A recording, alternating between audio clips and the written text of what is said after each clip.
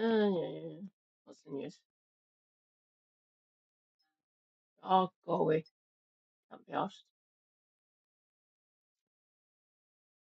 I'm so out of the loop in Final Fantasy. There's no fucking point in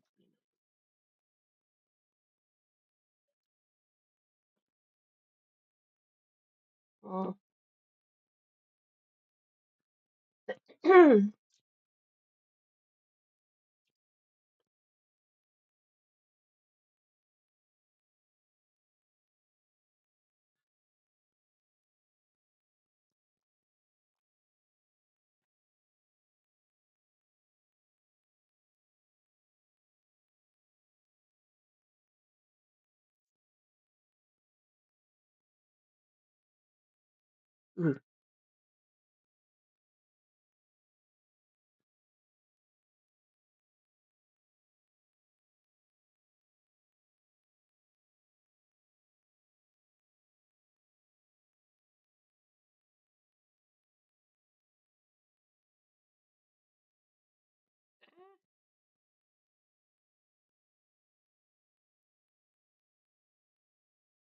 Oh, no, no, no, no. No, stop being a bastard. The hell?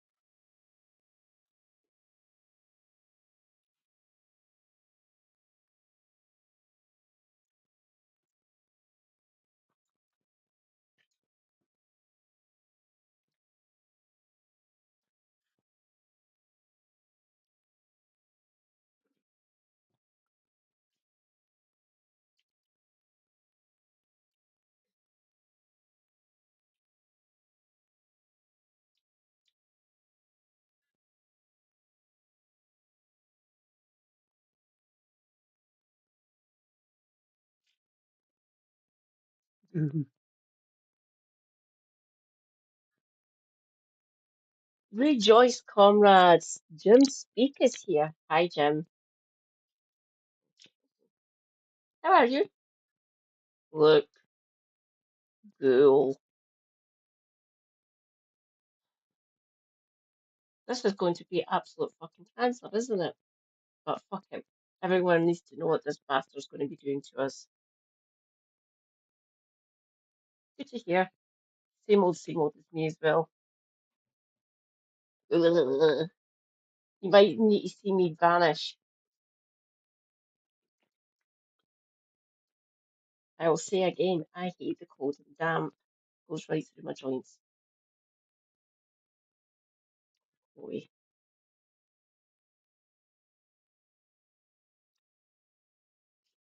Uh, uh, uh.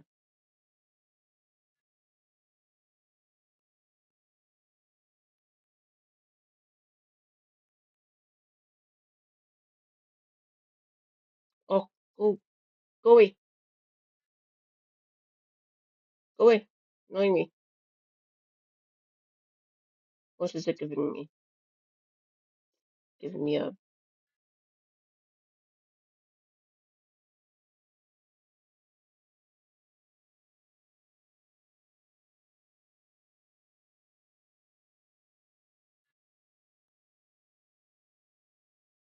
claim.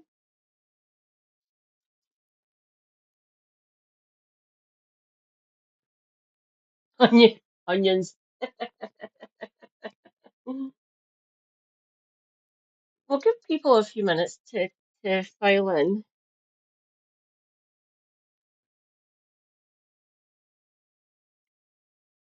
Eh,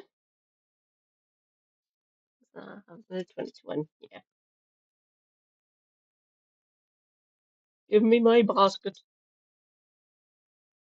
I've got a wee bingo game on my phone, like just a play one, not actual bingo. It's called Bingo Blitz. Yes, clean my furry basket.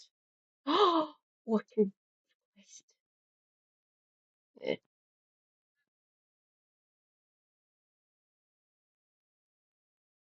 Where's please? Ah, motherfucker. Okay.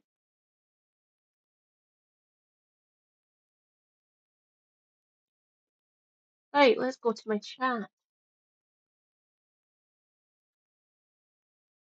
Oh, David's live. Yes, dashboard. Screen manager. Oh, for me, yeah. Yeah, I would have hidden my game.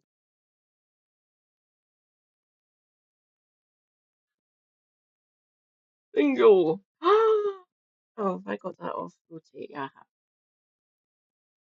Rejoice, comrades! Resident philosopher Scribby is in. Hi, Scribby. Ugh. You two lovely comrades. Hello. I'll give people till 10 minutes. I have to go get my hot purple renewed. You two lovely comrades can sit there and look at the ghoul, the face of a ghoul, while I go and get my hot water bottle redone. Because I'm starting to lose feeling in my fingers, which is not good, and I need to be able to type and use my mouse. I'll be back momentarily. Good.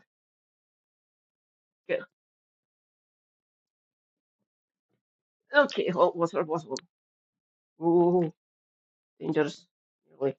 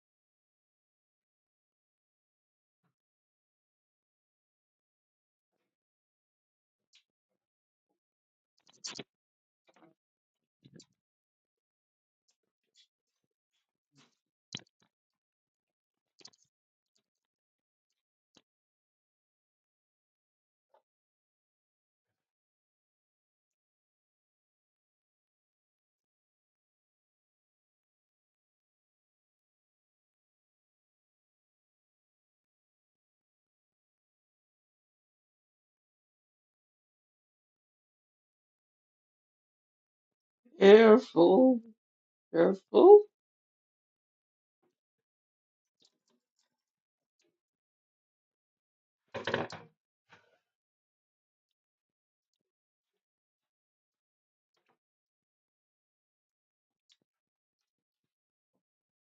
Hate that door. Hate that fucking door. I hate it. I hate it. I hate it.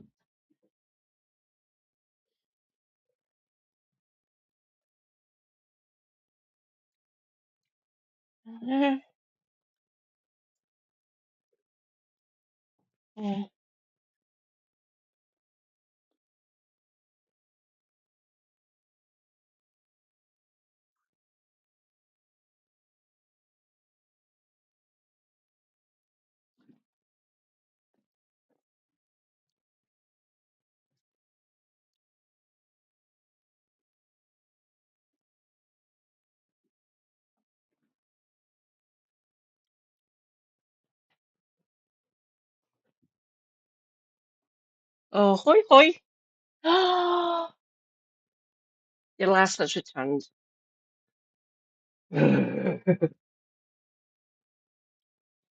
Rejoice, comrades.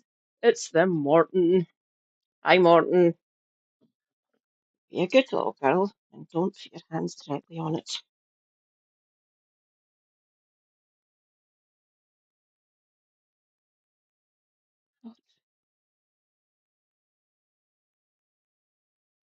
I recognize the. Oh, got him. Got him. He does, doesn't he? Oh my God. Right. Uh, uh, uh, okay.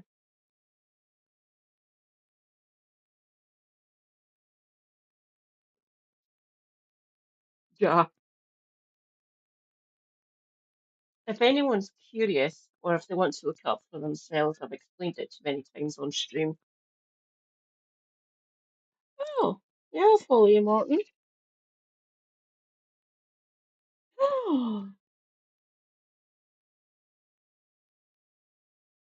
Rejoice, comrades. Story girls here. Hi, Gemma. Your stream's going. Rejoice, comrades. Mod extraordinaire. Hi, Shanna. This, if you're curious, is Pat McFadden, Department for Working Pension Secretary. This man is a fucking monster. And we're going to. This is his speech. I'm assuming because he's standing up, it's his speech. Well, she must have given technically yesterday now. I despise this man.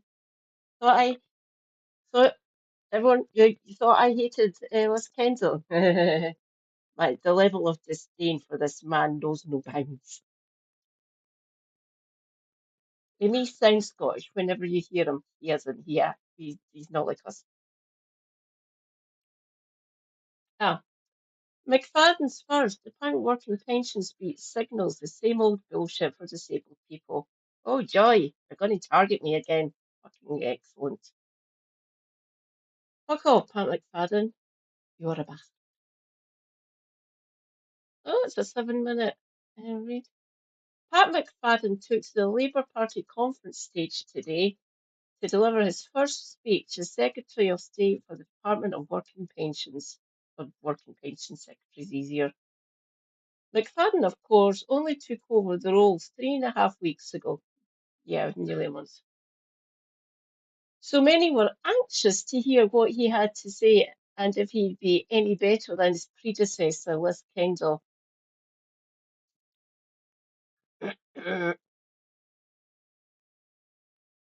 DWP chaos.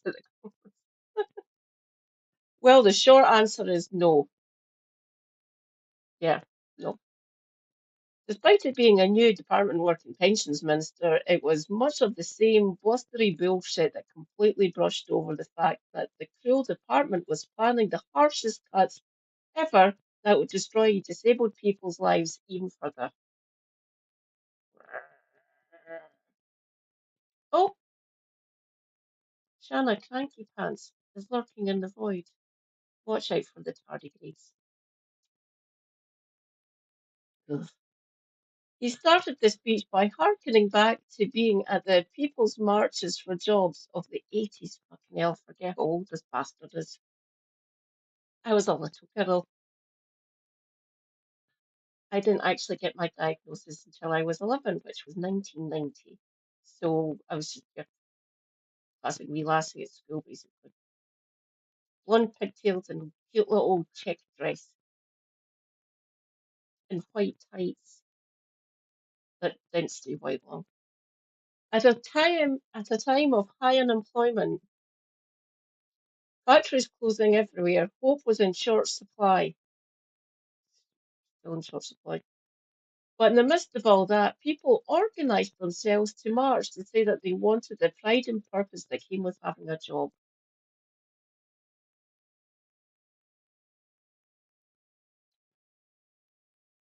She was destroying massive fucking sectors of the economy because you're not allowed to be working class. Poor people are a blight on the country, according to her. While this is technically true, technically, a huge driving force behind the marches was to draw attention to the deprivation and decline in industrial towns after she closed shipyards, mines, and factories. I grew up in this. The ripples which are still seen today, neoliberalism, gotta love it. Not only by those who are unemployed, but by working people too. And Labour has only made these worse. Yes, they have. Funny enough. A recent study by the Joseph Rowntree Foundation found that a single person working full time still only has 75% of what they need. Fun. Whilst a working single parent only has 69% of what they need to have a good life. Because poor working class people, even those in jobs, don't deserve to have a decent life, apparently. The key thing here is that in the 80s, people marched because their industries had been stripped away.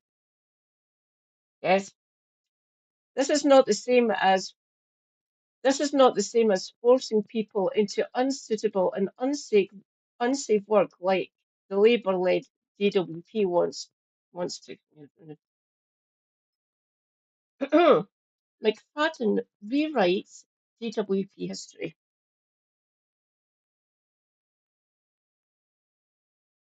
He probably does. Give me a second. Let us check. His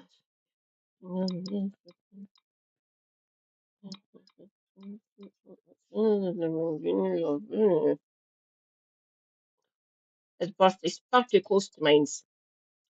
26th of March, 1965. So he's only 60. So he would have been in his 20s when this was going on. Give me a minute. Let's see what he was doing in the 80s. Do do do do do. Do do do. He doesn't even have a Scotch seat. Wolverhampton South East. Midlands, I think. Oh, Christ. He's from Paisley.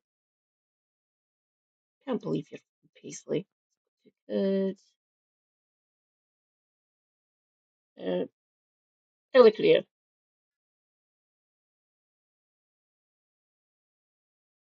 23. When he was 23, he became a researcher for Donald Dewar. Christ, he's been around a while. Then Labour's Scottish Affairs spokesman. So that would have been when they were in opposition. In 93, when he was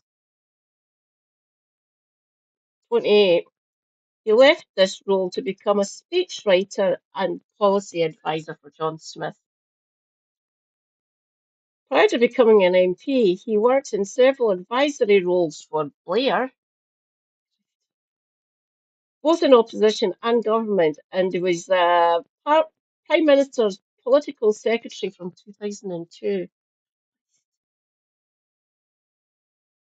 He's literally been on the centre right or the right of the party since I've been born.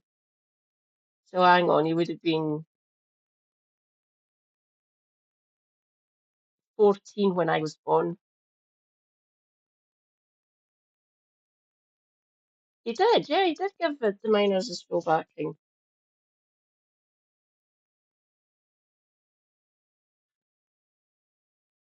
Only 5 years older than Super Happy.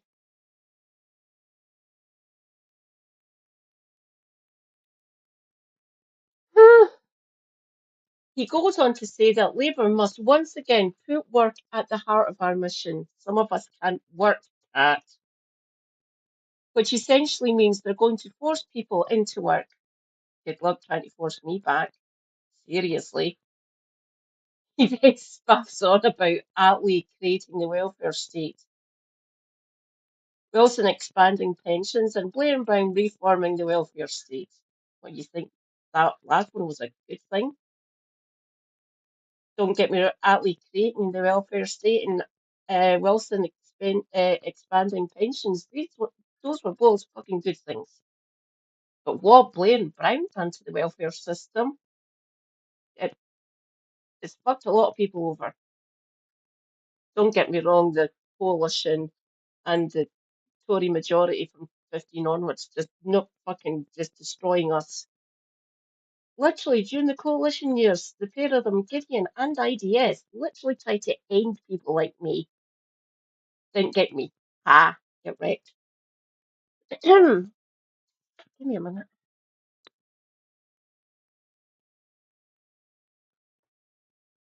That's fair.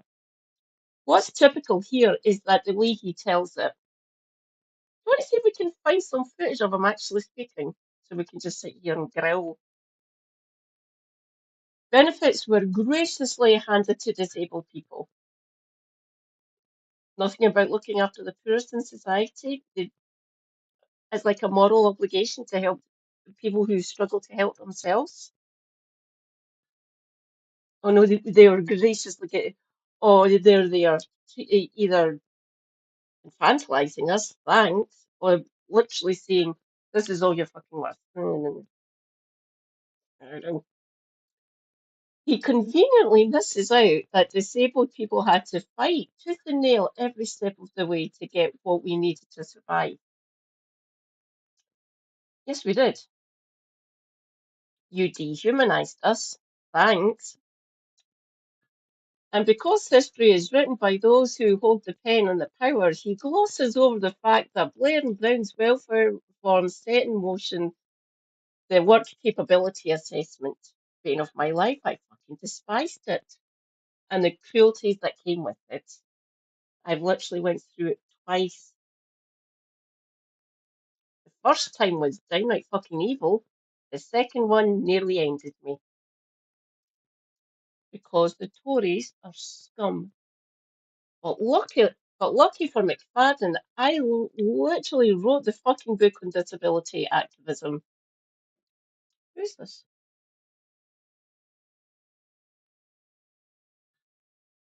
Rachel Charlton Daly.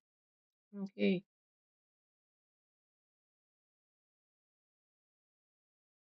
I will read that again. But lucky for McFadden, I literally wrote the fucking book on disability activism history.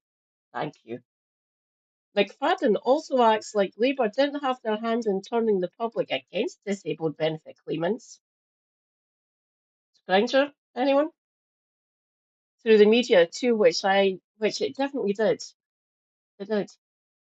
Obviously, your friends and family know exactly what you're going through, and they're humans. They recognise the humanity in you and look after you, which was good. But other parts of society looked at people like me that we were either faking it, it's a neat fucking trick. I don't know how you can fake arthritis or genetic issues. He goes on to brush over what the Tories did. He's a Tory, after all, come on. And says that left Labour with a welfare state that was broken, battered, and shamed. No, that's us. That's the people, not the system. The system was doing what it was designed to do, to dehumanize people like me. That should say we were broken, battered, and shamed. Of course, he's not talking about the tens of thousands of disabled people who were killed by DWP policies. 330,000 excess deaths. Anyone? I would have literally stood at that conference with that banner, 330,000 excess deaths. Stop it. He said, they talked about welfare reform, but what what did they actually do? They promised to make work pay, then trap families in poverty. These are doing the same. They spoke of compassion and sent children to school hungry. Two child cap. Your leader kicked out MPs for trying to get rid of it. They voted against starving children and they got booted. They lost the whip because of it, because they didn't want starved children. You lot do. You haven't lifted that two-child cap yet, have yous? So don't talk about fucking sending kids to school hungry. You can fucking fix that. They talked about responsibility and left millions on benefits. Again, yous are doing the same, bastards. Which is weird because that's exactly what Labour are doing. Oh, I'm not in the chat.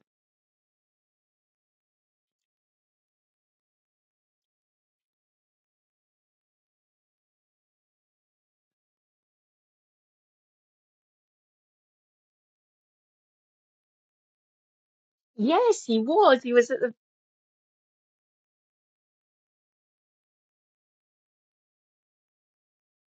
so the bit that Diane's on's the one nearer the exits. He was on the front bench nearer to the speaker, so he was that end. So you've got either Starmer or fucking Reeves or Kendall or whoever or Phillipson standing at the dispatch box, standing there. He's close, so he's down. He's where he sits is actually quite well. When he was at Dutch Lancaster, he was down close to where the speaker was, and now he's further up, closer to Reeves, I think, and closer to Starmer. But he was down there. He was sitting down next to, pretty much near the speaker. Yeah, he was in the chamber when that was happening. He used to forget that he was actually in the chamber when that was going on. Which is weird because that's exactly what Labour are doing, right? Except if you look closely, you'll see the hint that they will be reforming benefits even more harshly and stripping millions of support they need in the process. Correct. Labour is definitely waging a war on benefits. Also correct. He spaffs on a bit about reform and the right infighting, then moves on to Labour's mission. He says they will wage war on hopelessness. Believe it when I see it. Which again doesn't mean support those who are struggling. Aye. But instead force desperate people into work and threaten to cut their benefits. Yes, he declares that the Labour government believes in a Britain where no child should go without food. Again, two-child cap still exists. No disabled person should live without dignity. Believe it when I see it. And no worker should labour without decency. Uh, and it's that which drives us to extend free school meals, taking you long enough, to provide new pathways to work. I can do that job or you're not getting any benefits. and to guarantee a decent living wage. 12.21 in my eyes is fucking too low. Raise it up to 15, then we might be talking. Better paying conditions, if you please. Join a union, everyone. I keep on meaning to do that. I am a member of Scottish Greens, by the way. But as always, that's as far as he goes with what pathways to work actually means.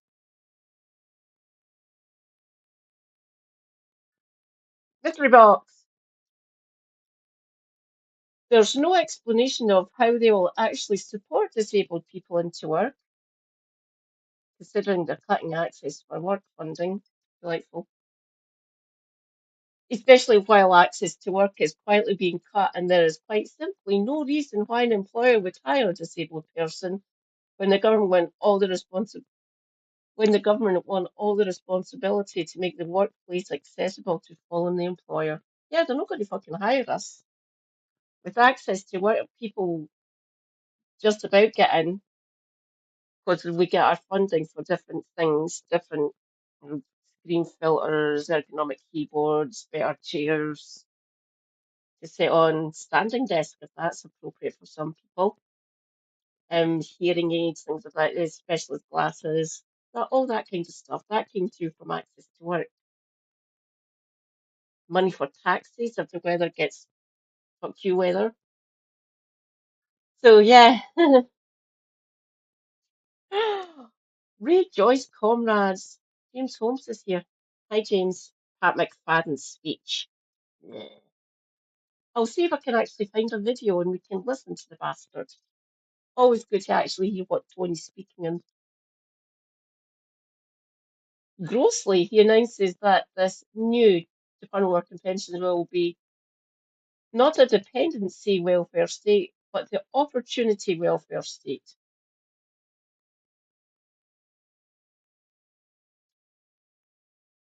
Answers on a postcard, what that fucking means.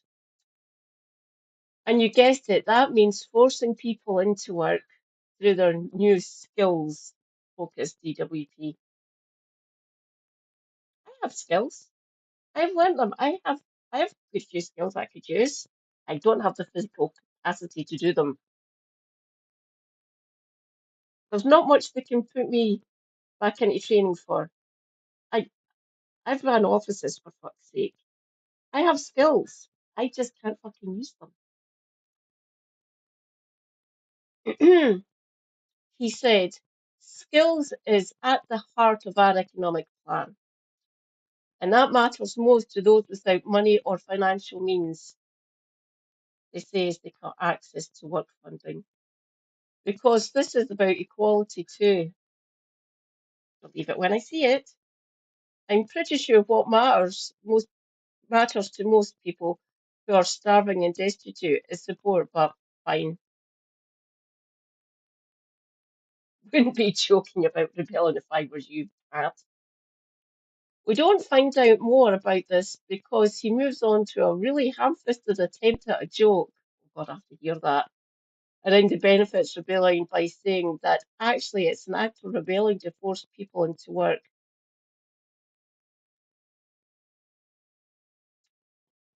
And I know that some of you quite like rebellion, so we want apprenticeships that lead to real careers, training not just once, but throughout life.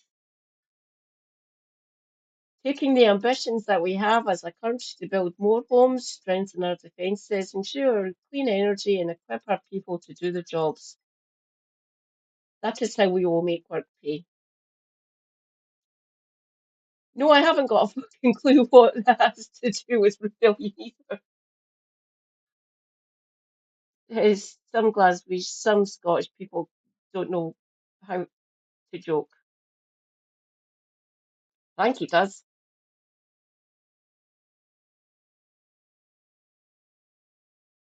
Finally, he gets to young people by rehashing what Rachel Reeves already announced earlier today that young people will be given opportunities. But if they don't take them, they will lose their vital support. Whilst the Department for Work and Pensions also plans to cut UC Health element for anyone under 22. Because apparently Under 22s aren't disabled. Beg to differ.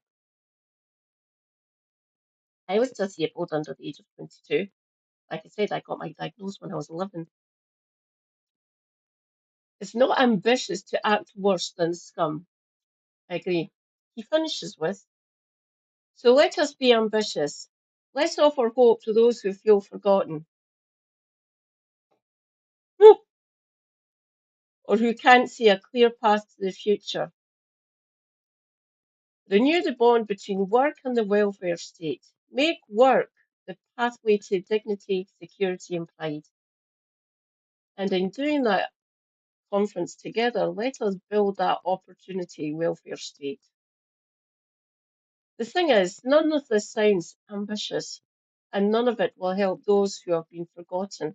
Instead, it will push those who can't work into even more desperate circumstances and trap those who can't afford to lose their support and into low-paid work. There is no dignity and pride in repackaging old Tory DWP plans and turning your back on the people you've pretended to care about for 15 years and leaving them to die. Thanks, Pat. That sounds absolutely fucking disgusting.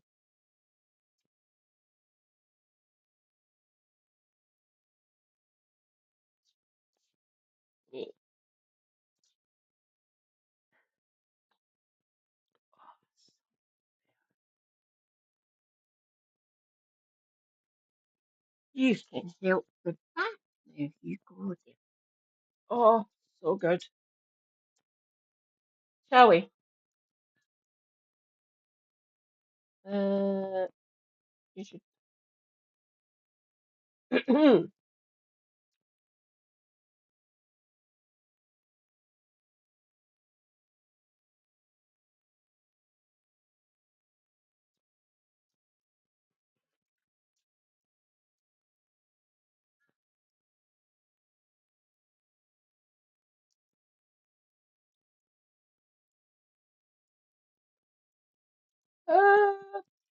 Damn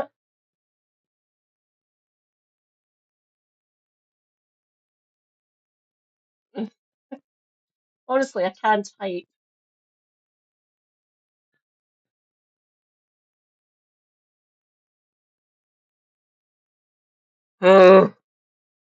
Right, let's get this over with.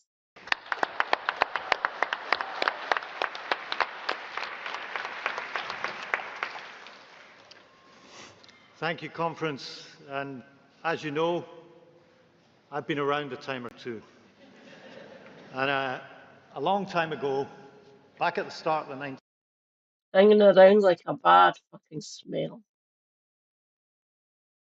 1980s, yes, that far back, as a teenager, I went to the People's March for Jobs rally in Queen's Park in Glasgow, near where I grew up. It was a time of high unemployment, factories closing everywhere, hope was in short supply. Assuming you were still with your parents.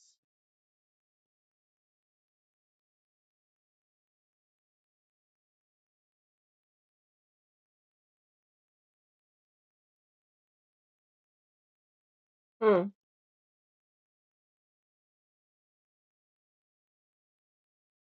From where he grew up, he was about 4 or 5 miles away from Queen's Park. He probably drove there or got two different areas, probably two different buses. So he's not exactly walking or spitting distance away from Queen's Park. He would need to have travelled there on either a bus or got a parent to drive him there. But in the midst of all of that, people organised themselves to march, to say that they wanted the pride and purpose that came with having a job. Now that march and that aim were in line with Labour's history. It is a long time ago, but now, many years on, the task for me and for this Labour government is to once again put work at the heart of our mission for the country. Because Labour's mission has always been to match the good society with the strong economy, to give people a chance, not a grievance. And we who steward that mission today stand on the shoulders of those who made change before us. People who built the NHS, created the welfare state, lifted millions out of poverty. The twin goals of opportunity and security have run through every Labour government. 100 years ago, the very first Labour government, in office for only a matter of months, made the rules fairer for the unemployed. Attlee's government created not just the NHS, but the modern welfare. No problem, Gemma. Always a pleasure to see you, darling. But yeah, if you need to go and get some rest, on you go. Stay hydrated. Self-care is good care. Take your meds. Um, stay based, and I'll catch you later. I'll be here for a while if you feel like coming back. Bye. Welfare state and national insurance, the principle that people pay in when they can and benefit when they need. Wilson's government, comprehensive education and expanded state pensions. A recognition that opportunity must start in the classroom and security must extend into old age. And in more recent times, Tony Blair and Gordon Brown reformed the welfare state, brought in tax credits and created the New Deal to take people from welfare into work. And with the national minimum wage, they created the greatest anti-poverty measure in modern times, something we should always be proud of.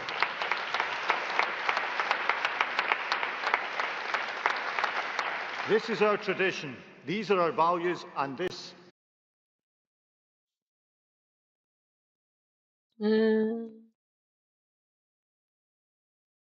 Smattering of youngness.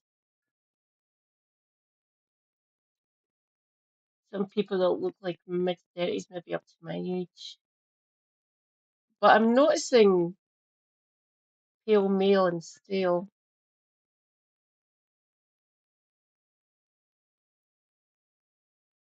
Yeah, couple of young here, maybe about my age. But look, dinosaur, dinosaur, dinosaur, dinosaur. I'd love to know what the average age of the Labour Party is now. No, like just I mean, normal members, obviously.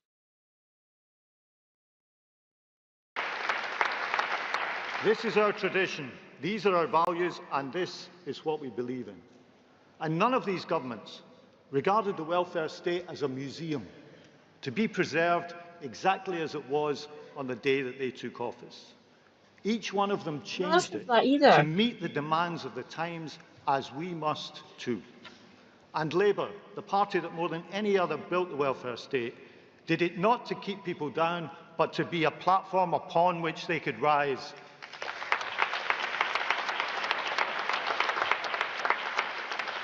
We built the NHS not as a charity, but as a right.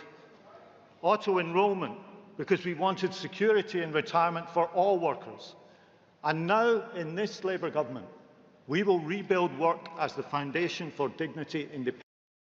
Rejoice, comrades, John the Brazen. Hi, John. McFadden. Carry on, you go. Independence and pride.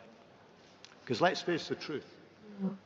The Tories left us a welfare state that was broken, battered, shamed. They talked about welfare reform, but what did they actually do?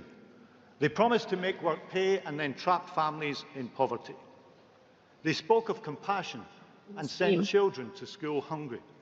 They talked about responsibility and left millions on benefits. That's not responsibility. It's not a hand up, and it's not a system that should just be left as it is.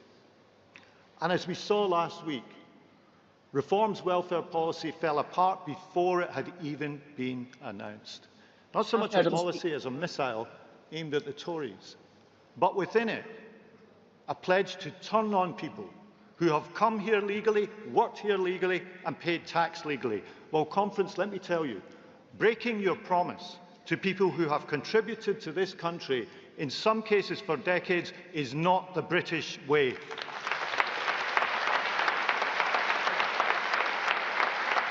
Yes.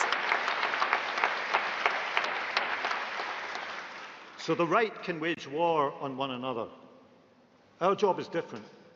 Our job is to wage war on the hopelessness and the lack of belief that they left behind. Because we believe in a system which has work at its heart and support when times are tough. A Britain which gives security in retirement, the triple lock protected, worth up to £1,900 a year more by the end of this Parliament because of the actions of this Labour government.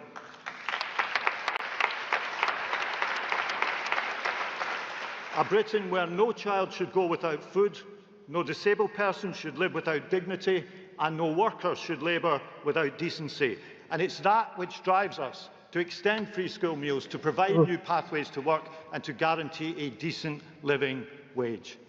So here's our mission. We will turn this Department of Work and Pensions into something new. Not a system that counts the cost of failure, but one that invests in success and protects those who need it most. And we will give this mission a name. Not a dependency welfare state, but the opportunity welfare state.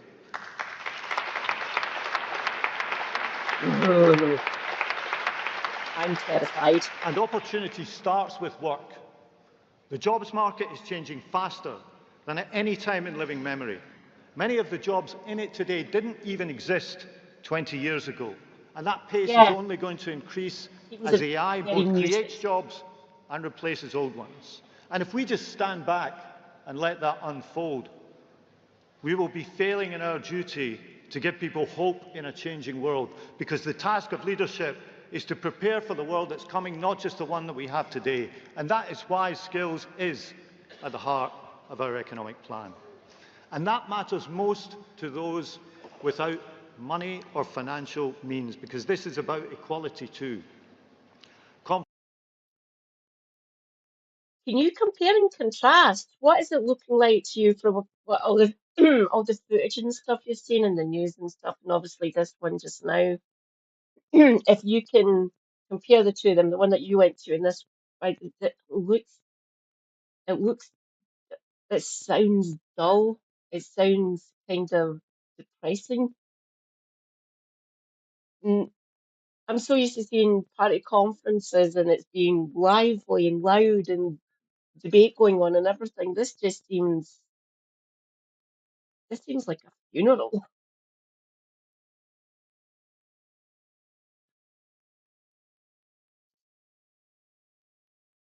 Fighting for opportunity is an act of rebellion against people's fate being decided by their circumstances. Oh.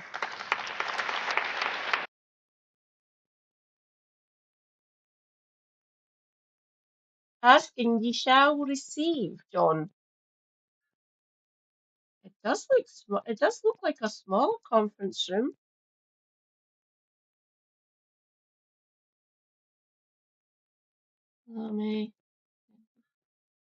Bridget Phillipson. I'm trying to recognise the ones on the panel. That's Phillipson. They're obviously closest to McFadden. It does, doesn't it? That Lammy at the end.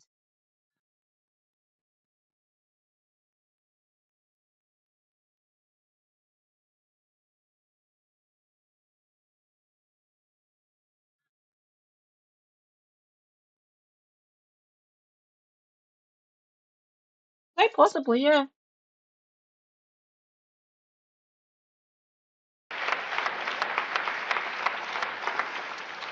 And I know that some of you quite like a bit of rebellion. So we was at Liverpool as well. Apprenticeships that lead to real careers, training not just once but throughout life, taking the ambitions that we have as a country to build more homes, strengthen our defences, ensure clean energy and equip our people to do the jobs. That is how we will make work pay. That is how we will fire ambition and hope, not only a matter of rights, but of responsibilities and opportunities too. And no one needs this more than young people. Today, almost 1 million of them not in education, employment or training. It's wrong in human terms and it's costly for the nation too. And we will not stand by while a generation is consigned to benefits almost before their lives have begun. We will never accept that children should graduate from school onto a life on benefits. And we will not allow wasted talent to become Britain's story. So as the Chancellor spelled out this morning, Labour will make a new offer. If you're young, you will not be left to drift. You will have a pathway, an apprenticeship, a place in training or real work experience that leads to a job.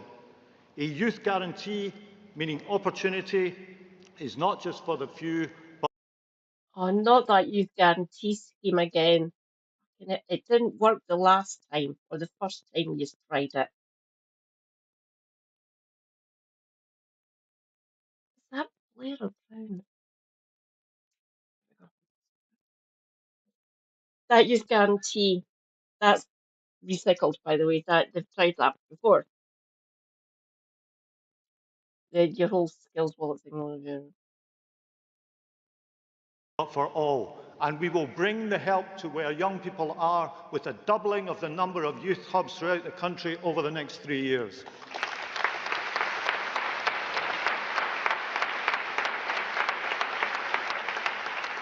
And with that opportunity comes responsibility too, to take up the training, the apprenticeship or the work that is offered. And the Youth Guarantee is how we will offer every young person a chance to get up and get on. And of course, every person who's in work, who's no longer on benefits, not only has a better life for themselves, but it's better for the public purse too. Our pledge is to pay for better chances in life rather than just paying people to survive. Because when young people succeed, Britain succeeds. When working people thrive,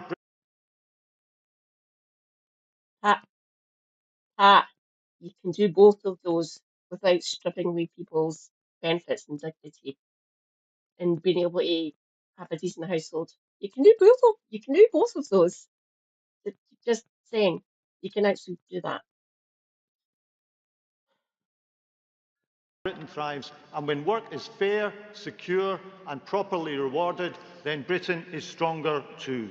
This is our tradition, and our task now is to recast it anew, because let me tell you, Conference, this battle between opportunity and grievance is with us. It is the fight of our times and the fight that we will wage in the coming years.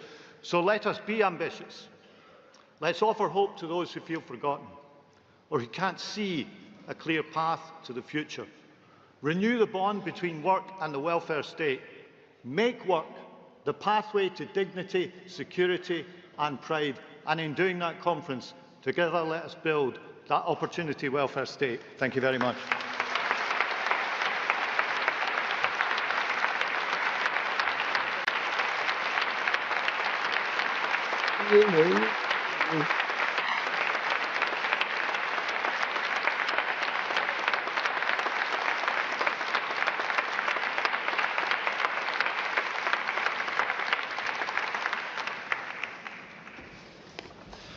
Thank you, Conference. Oh,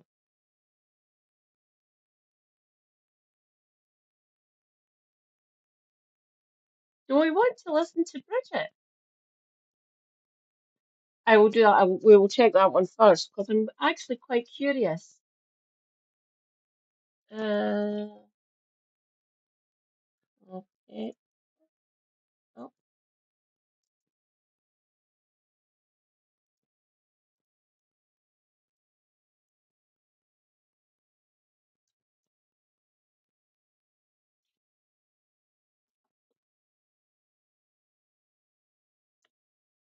oh,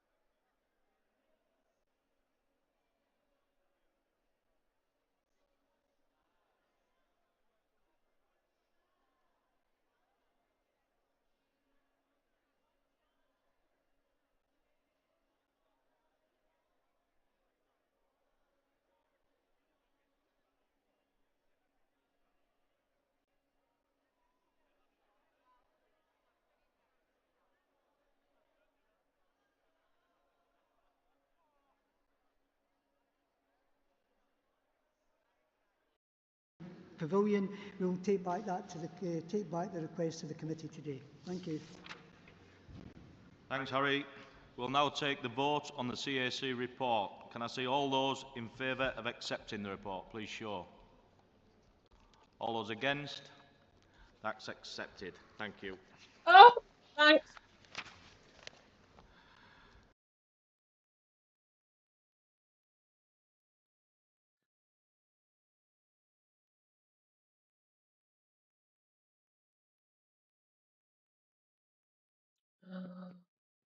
Oh my God.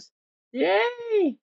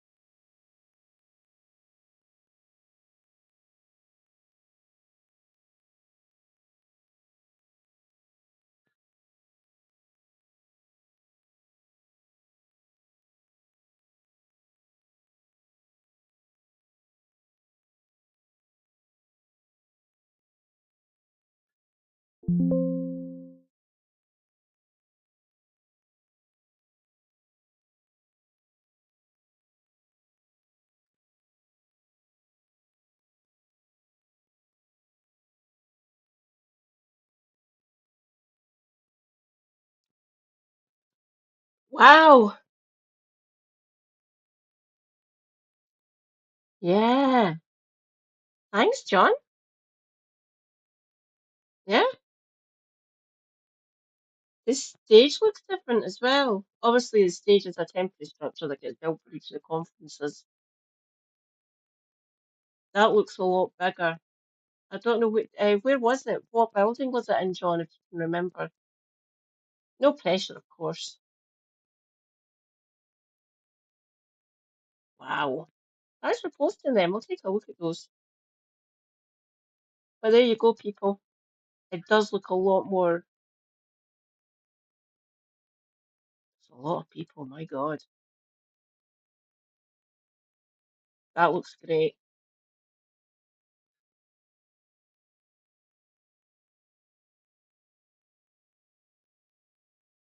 Does it not? All right, I'll go back into the Discord.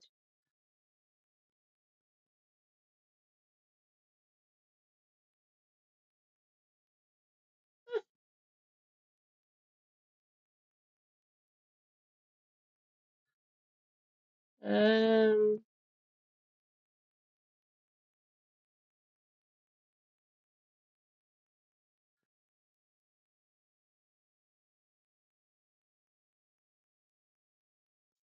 Hi, John. Hi, John.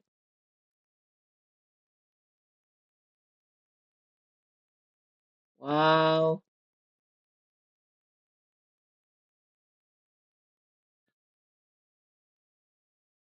Yep, that's John. Hi, John.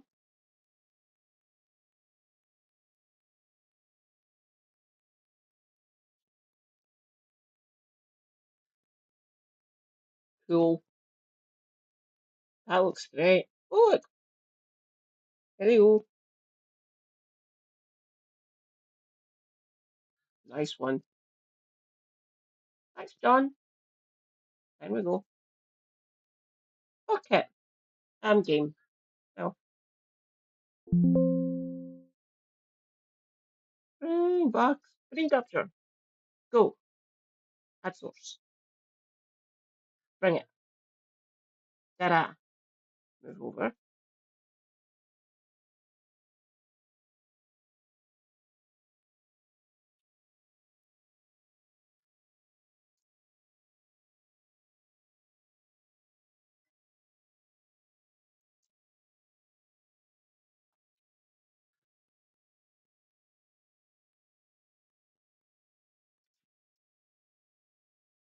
Oh, no.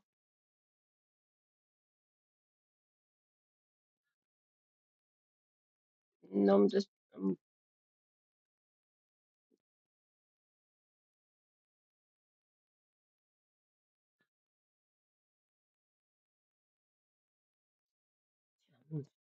No doing the Telegraph.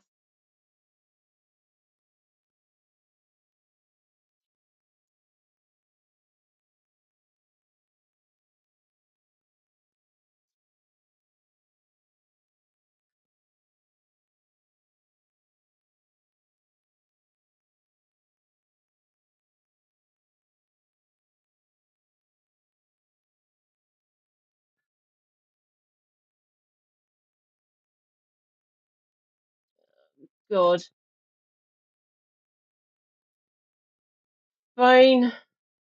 Morning and put your questions to the ministers. There is another session for tomorrow after the Prime Minister's speech. I'm going to start with the results of yesterday's card votes. Card vote 1, 76.53% for, 23. Brilliant. Thank Yvette Cooper. Conference, Yvette Cooper.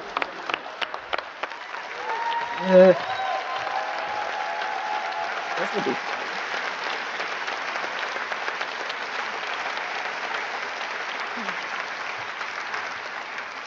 Thank you, Conference.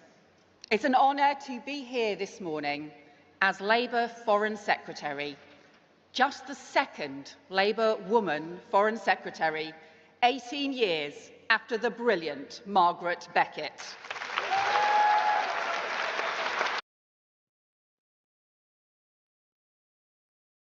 I can believe that room is the same as the previous. More than likely, John. More than likely. My God, going back in time with that one. When, for the vote before the election, obviously, we're talking 94, 95, 94? Super Hubby was still working in the mail centre. No, would have still been in the TO. Yeah, it's definitely lacking enthusiasm, isn't it? I think there's lots of controversy surrounding the Labour Party right now, isn't there? So you still would have been in the delivery office, so you would have been an actual postman. West 1 and 2, if you're interested. So that's the West End, that way, that direction. So he was a member of the Communication Workers Union, and because of the affiliation to the Labour Party, the CWU give funding to Labour, he could vote for during the leadership election back then, and you rank you ranked them, say who you wanted.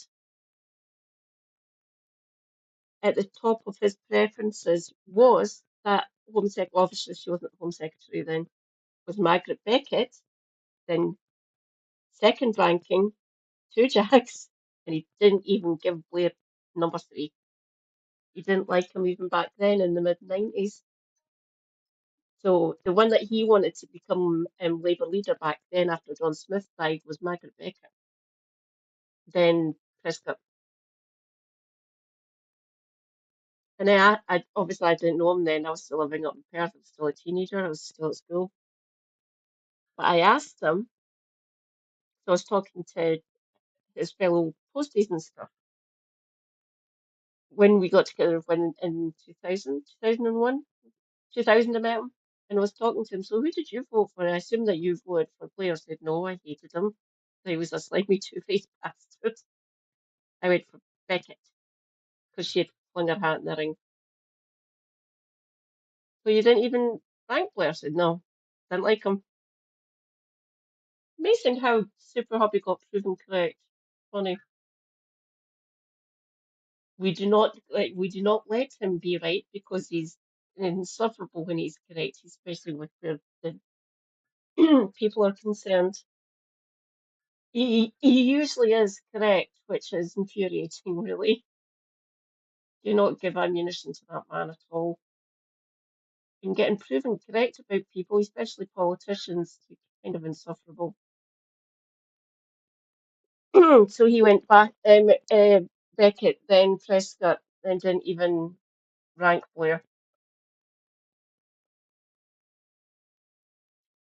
God, I can't remember what kind of Home Secretary Beckett was like.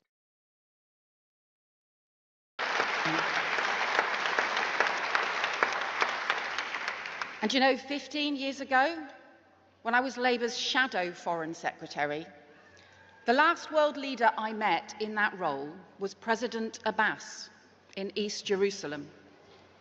And 15 years on, the first world leader I met as Foreign Secretary was President Abbas in London. And the tragedy? We talked about the same things. The need for peace, the need for two states, the need for reform, and yet not only has so little changed, so much. You're funding a genocide. You're giving them diplomatic and military cover. You're literally helping them by refueling their planes, doing surveillance flights, giving them data, intelligence data. The need for peace. There's other things you can be doing, Yvette. Just saying. Well, they listen though.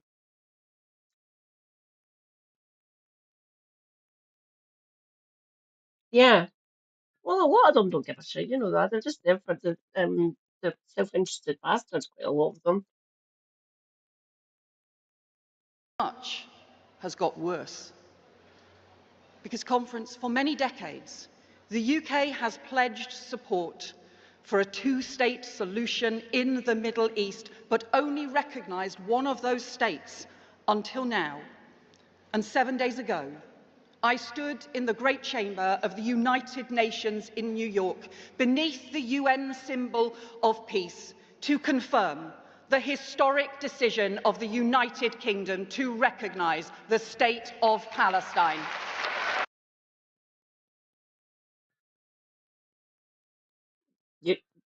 You're actually involved in a genocide,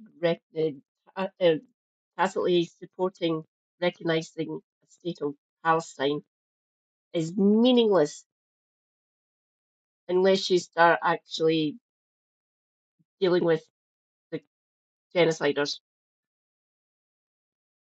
I say again, you were helping them refuel when they were bombing Doha. You were doing surveillance flights and giving the data to the IDF.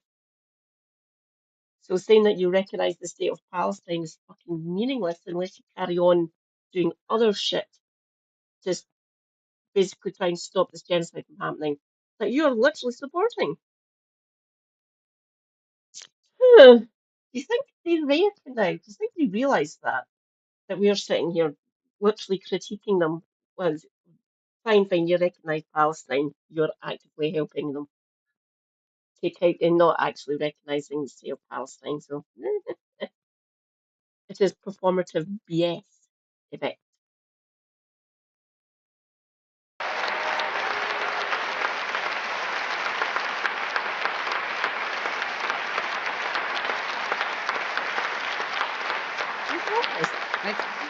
It's our manifesto promise, because statehood is the inalienable right of the Palestinian people, and recognition is the embodiment of our passionate belief that the only path to security and lasting peace for Israelis and Palestinians alike is two states living side by side. But let there be no doubt, there can and will be no role for Hamas terrorists in any future governance of Palestine.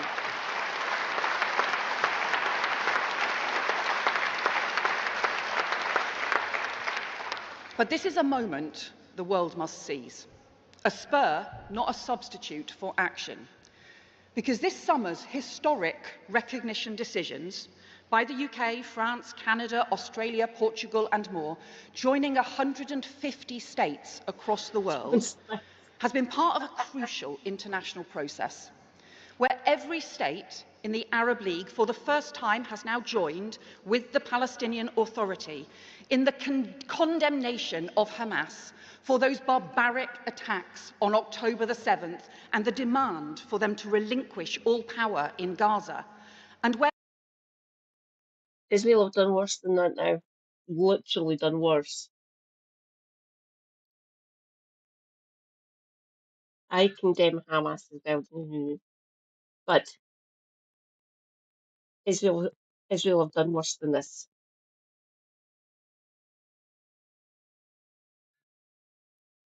Yeah, curious, isn't it?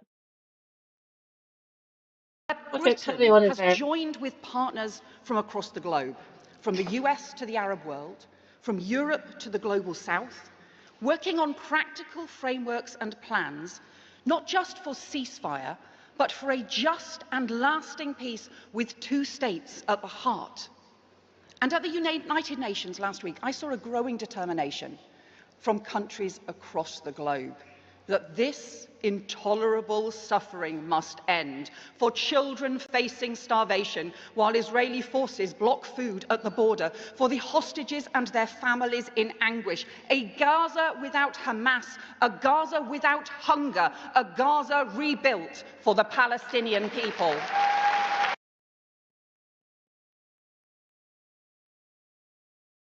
You can stop helping Israel. That might help. Stop doing the surveillance flights if you're still doing them. Stop selling them arms for them to commit this genocide. Don't help them when they want to go and bomb or otherwise terrorize in neighbouring countries. Sanction them. Boycott, divest, sanction. These are things. These are things you can do. It is an orchestrated famine. There is plenty of food, it's just not getting in because of the Israelis. You can help with that. You can you can lean on America if you like.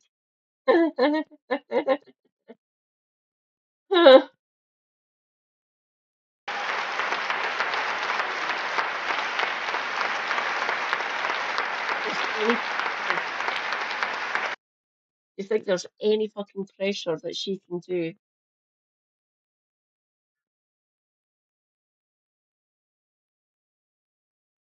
I'm assuming we still haven't decided on who our new ambassador's going to be. That'll be fun. See who they pick this time. Brown.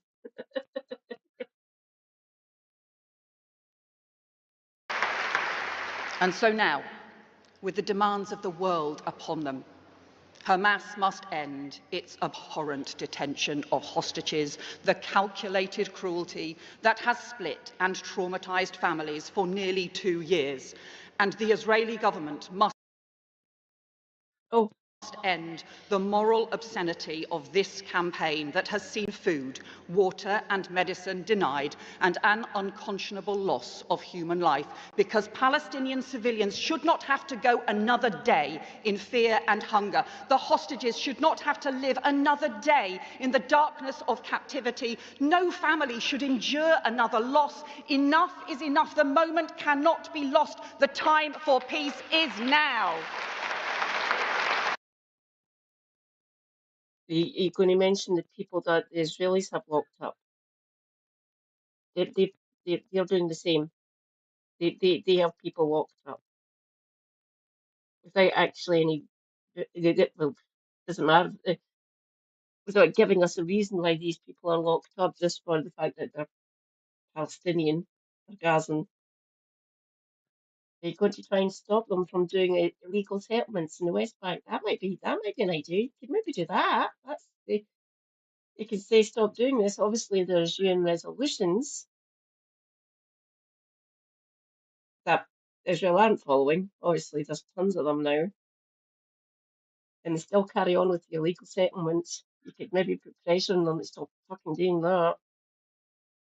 Ugh.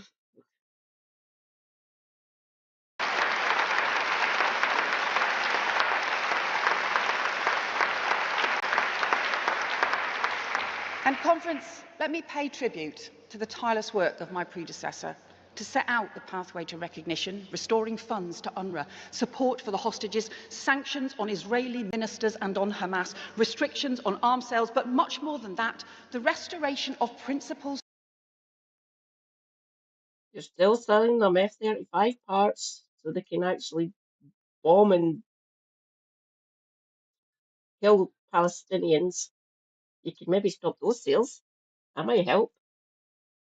Obviously, they'll, they'll get increased support from the Americans, obviously, as well for that. But we can stop selling them parts for the F-35. That might help. Yvette. Is it Healy? He was the only one of the few that actually survived. Him and Phillipson. Those were the two main ones I can remember. You can maybe go to your pal Healy and stop selling them the ship. Just an idea. To our foreign policy and the restoration of Britain's voice on the world stage, our Deputy Prime Minister, David Lammy.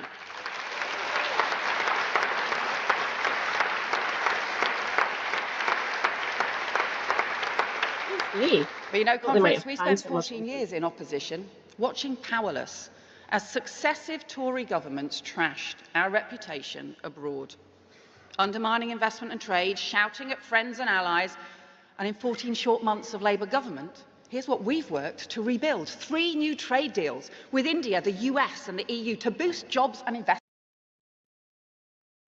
Okay, I'll give you the other two, but I don't like.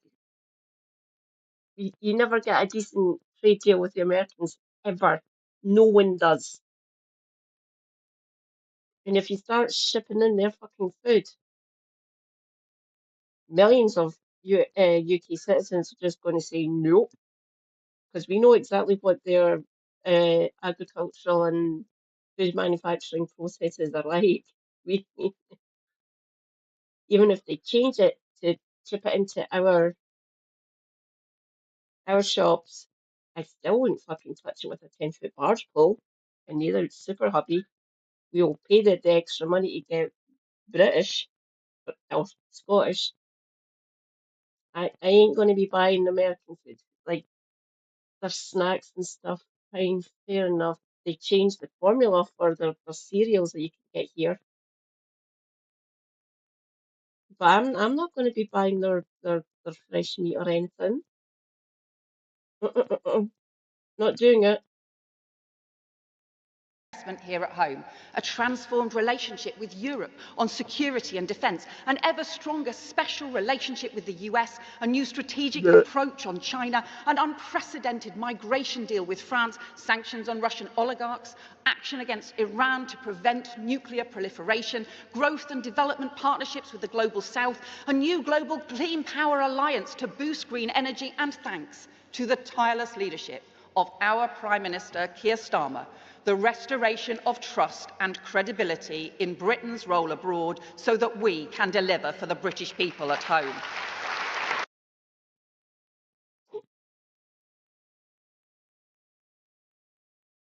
His approval rating is in the fucking toilet, Yvette. I'm not entirely sure how yours is either. Probably not that great, come to think of it. But his approval rating is absolutely dog shit. Deservedly so, in my opinion, but I'm just a lefty loony, what I know.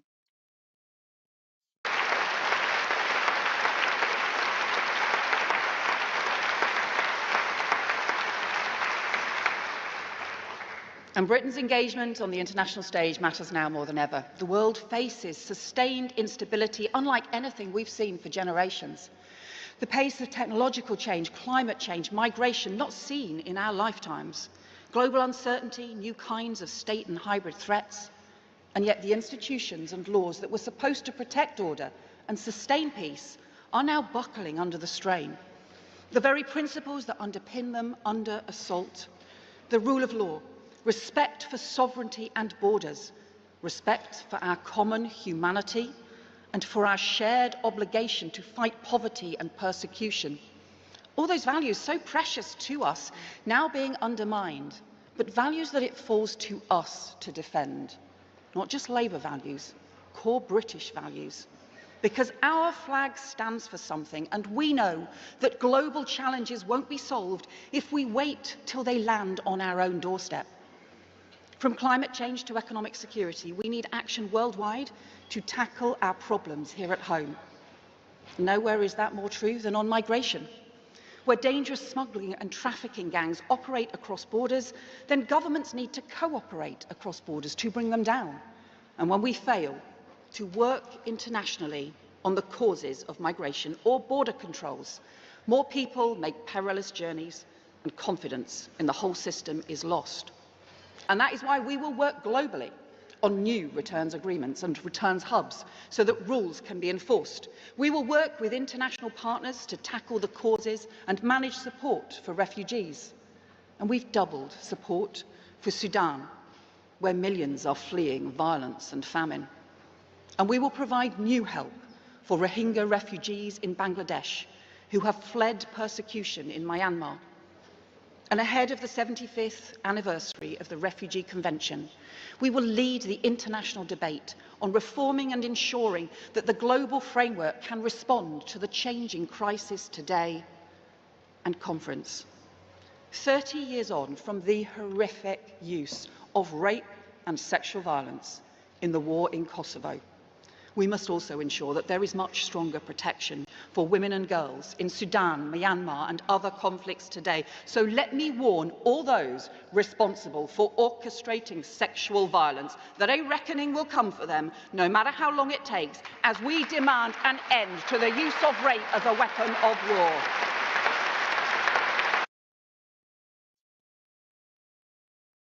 I do believe Israel are doing that as well. Just saying, you could maybe talk to them about that. And it's not just women and girls. Men are getting raped as well. So being slightly misandrous there. A bit. Ah, okay.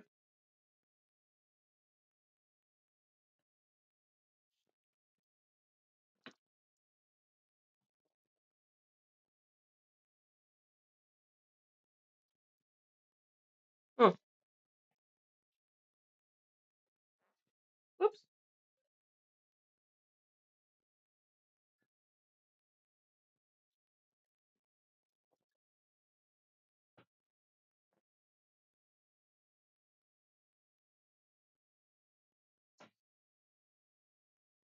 Much better.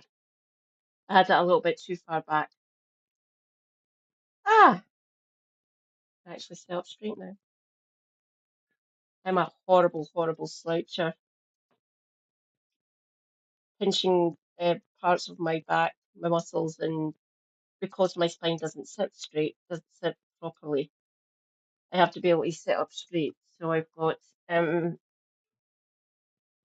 oh, less pressure on my hips and my lower back. Always helps. Oh,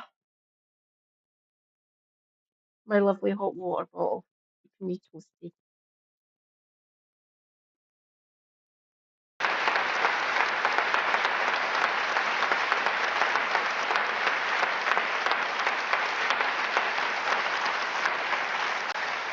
And I am proud that this government, this Labour government, has pledged to tackle the national... The applause seems muted, doesn't it? Like all the fun and enthusiasm and joy's being sucked out of the place. What is there, Dementors floating around? What McFadden reference. My God, can we actually equate him to a Dementor? Maybe.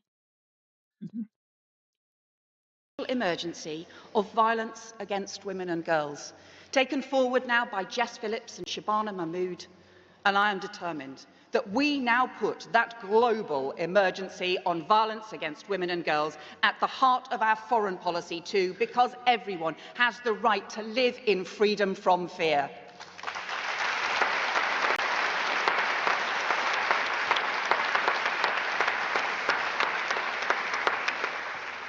Conference, After the war in Kosovo and the Balkan crisis, we hoped we would not see war in Europe again. But 2 weeks ago, in the beautiful European city of Kyiv, I met up with 2 Ukrainian teenagers. They are brilliant ballroom dancers. They've won international prizes. And when Putin's troops first invaded their country, they escaped with their mums and came to live with us in Castleford. They practiced at the Airedale Methodist Hall. They even gave Ed a few post-Strictly tips. He needed them. My God, Ed Balls on Strictly. Fucking hell. Is he better than Wide Woody? My God, she couldn't dance at all. I can't remember who Ed Balls' partner was. I remember who Anne Widdecombe's was. Anton de Beck. Poor Anton having to deal with that. I was happy. I can't remember what year this was now. But the one that I loved the best, and obviously nothing to do with the fact that he was a drummer, Harry Judd.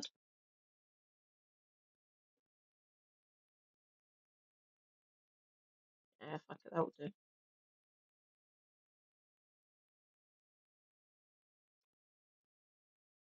Do do do do do do do do. You can go there, there. Okay, carry on ahead. And last summer, they returned home. They train by day, but at night when the sirens go, like countless other families, they have to decide whether to sleep in the hallway or in the basement to hide from drones. This is a sovereign nation under unprovoked attack in Europe. Tens of thousands of Ukrainian children have been abducted, stolen from their parents. We've seen escalating attacks, including more than 600 drones and missiles targeting civilians this weekend alone. But Vladimir Putin should have learned by now, never underestimate the resilience of the Ukrainian people or the determination of their friends. Ukraine's security is our security. Ukraine's fight is our fight. As Ukraine stands firm against Russia, Britain stands firm with Ukraine.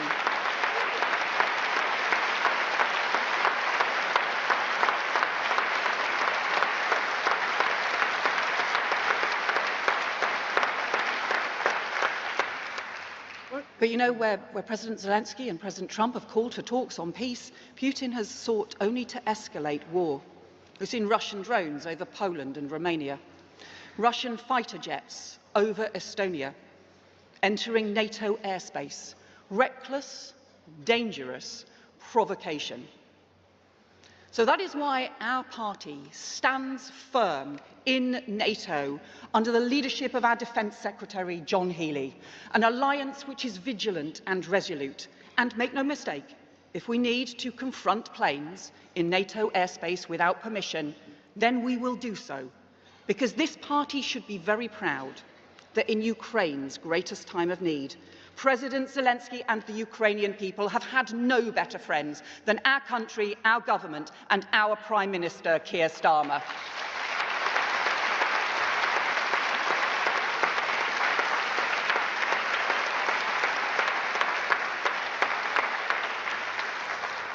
But there is a choice between a Labour foreign policy rooted in our belief that strength at home depends on our partnerships abroad, and whatever chaotic right-wing ideology we end up facing at the next election, with politicians who are happy for us to surrender our national interests or slide into isolation.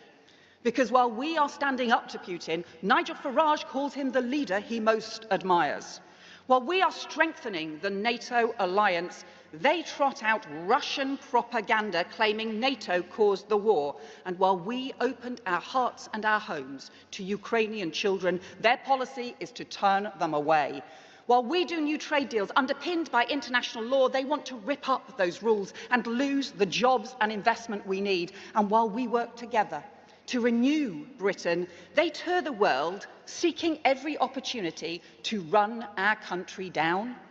Because unlike the plastic patriots in reform, We in Labour are proud to be British, proud of our values, and we know what our flag really means.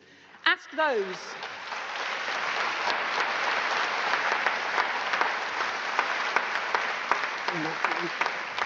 those overseas what it means to them when they see the Union Jack or the St George's Cross, and you'll hear people in every continent. Well, a lot of history when they saw the Union Jack is obviously it's the Union Jack is on a jack staff, which is on a ship. Think what that means to lots of people across the globe when they see that. I know what I would feel.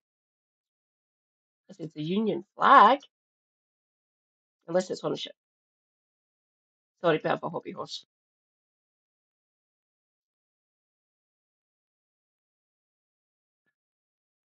Cross of St George, or if you see a certain roundabout, the Danish flag. Fucking idiots. Talk with admiration about our royal family and our parliament, our heritage and our culture, our armed forces and our universities, the literature, music, film and sport that we've given the world, the British inventions that have changed history. But even more than that, they will tell you that our flags stand for justice, for fairness, for tolerance and for decency. A flag on the side of an army truck that's meant the difference between life and death for people facing massacre in Sierra Leone or Kosovo. A flag on the side of a crate that's brought vaccines and medicine, food and water to those in desperate need. And a flag on the diplomatic table that means a trading partner you can trust and an ally who will never let you down. That is what our flag means to our friends around the world, the way our country comes together and not divided.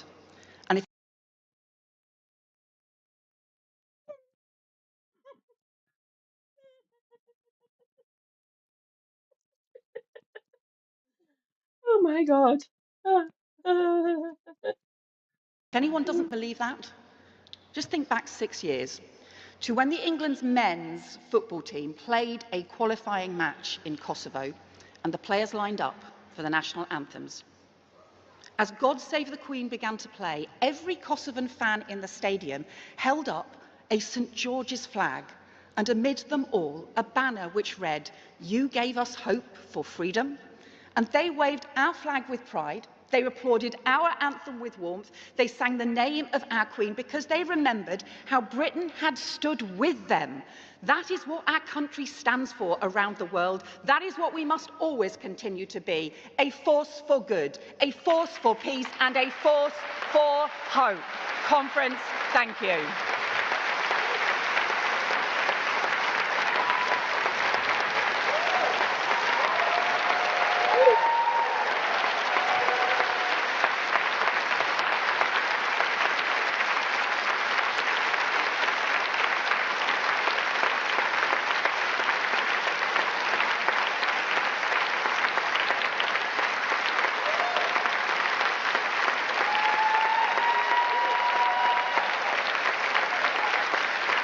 Some of them were angry tonight.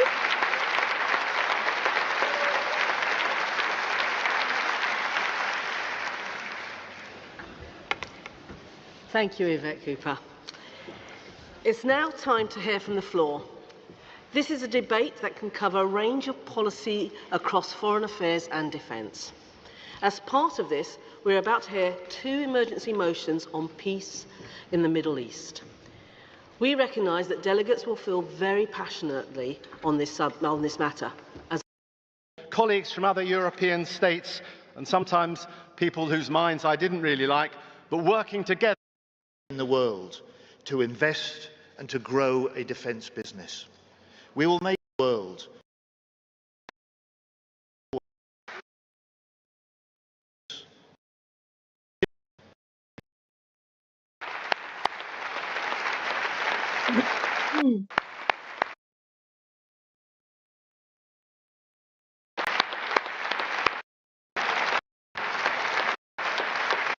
Ukraine for and 1,313 days. Security over 30 aid.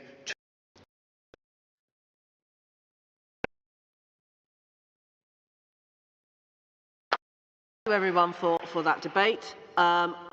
Conference, we will now hear from our Secretary of State for Defence, John Healey. Thank you, John.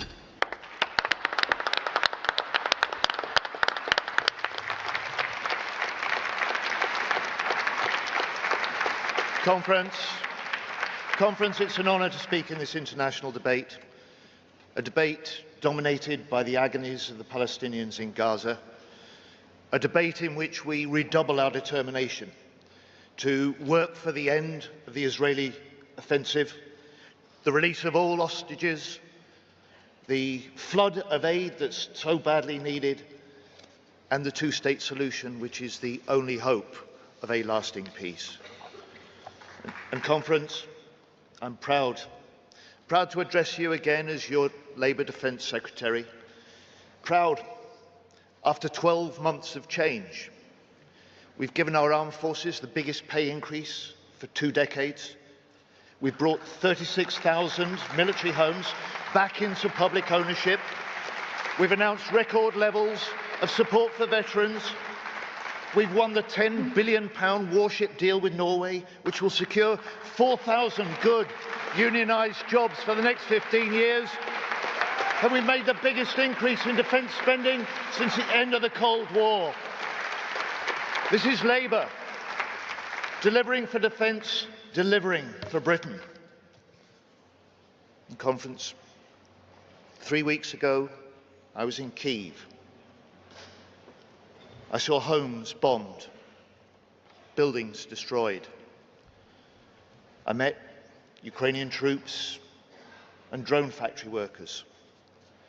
And I tell you, they are defiant. They are determined, fighting back Putin's brutal invasion. And their freedom is our freedom. A secure Europe needs a strong, sovereign Ukraine. And that's why we've stepped up UK leadership on Ukraine. That's why we're providing the highest ever level of military aid.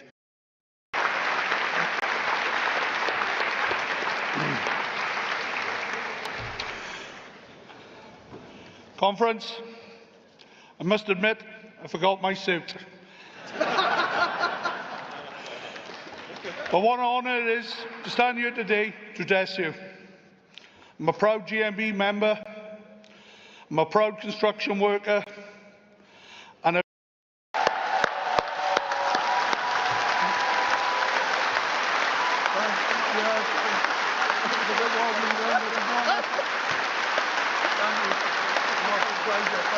What is that?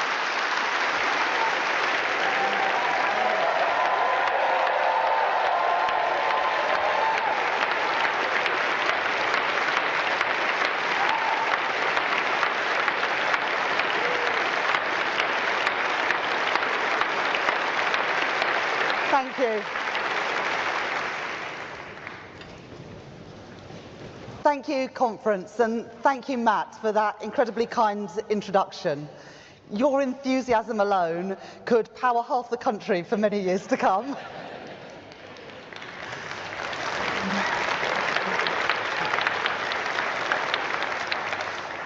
Conference. In June, at the GMB Congress, I was proud to announce this Labour government's full backing for Sizewell C, a landmark investment in a new era of nuclear power.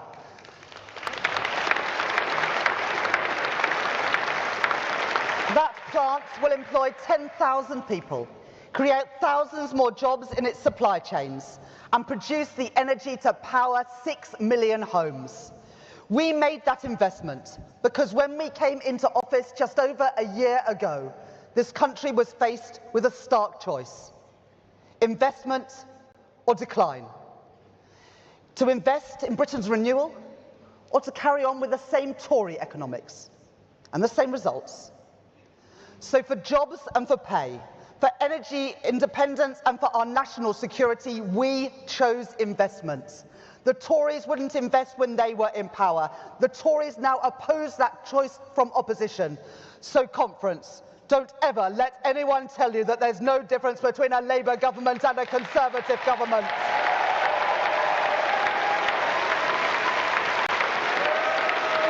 was cancelled.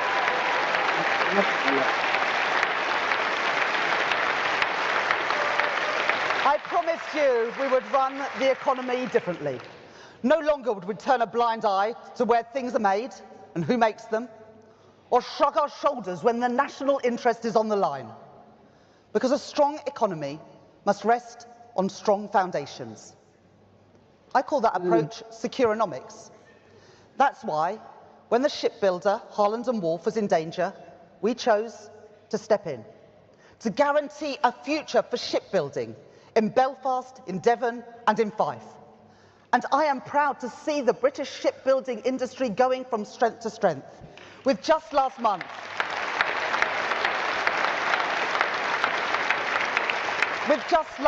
a record £10 billion export order from Norway for Scottish-built frigates.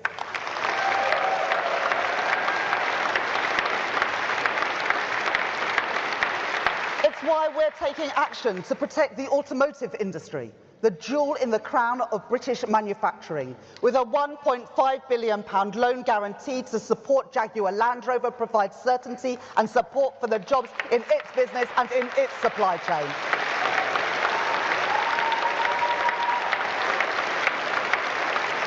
Long enough. And in April, when the foreign owners of British Steel rejected our offers of support, redirected essential materials overseas, and prepared that company to close, we faced another choice. We could do what the Tories did and stand idly by while jobs and industrial capacity were lost, or we could choose a different path, to take control of that company in the national interest. That was not just an economic choice, but a test of our conviction, our patriotism and our Labour values. This government was not willing. This government was not willing, I was not willing, to tolerate a situation in Britain's steel capacity was fundamentally undermined.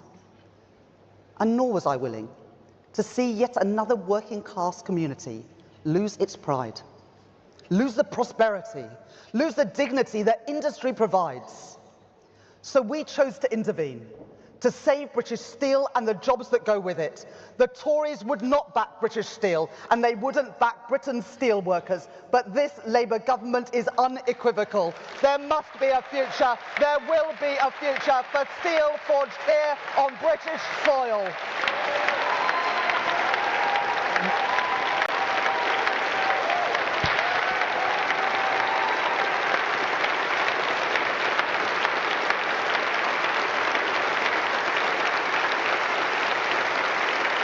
Today, I can tell you more. We are introducing new legislation to put our economic security first.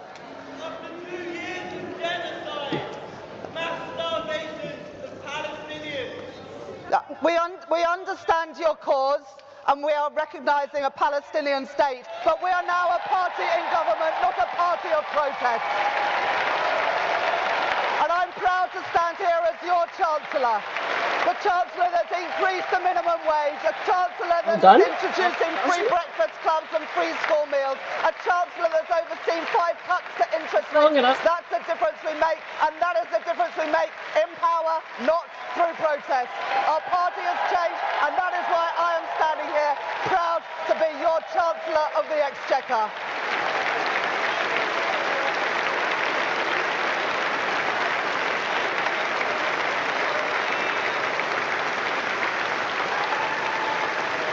We're putting Britain first, empowering us to prioritise British-built ships and British-forged steel, strengthening our national economic security, and creating good manufacturing jobs here in Britain. Because where things are made and who makes them does matter. And as we build those new railways and new roads, the new power stations and new runways for this generation and the next, we want the security and the good unionised jobs that come from making things here in Britain. I promised you we'd run the economy differently. The Tories didn't do it and they still don't get it, but Labour does. So don't let anyone ever tell you that there's no difference between a Labour government and a Conservative government. Yourself?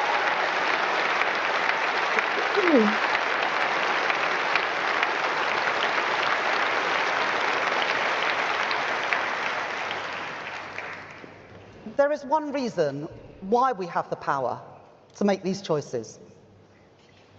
It's not a matter of luck or a routine swing in the political pendulum.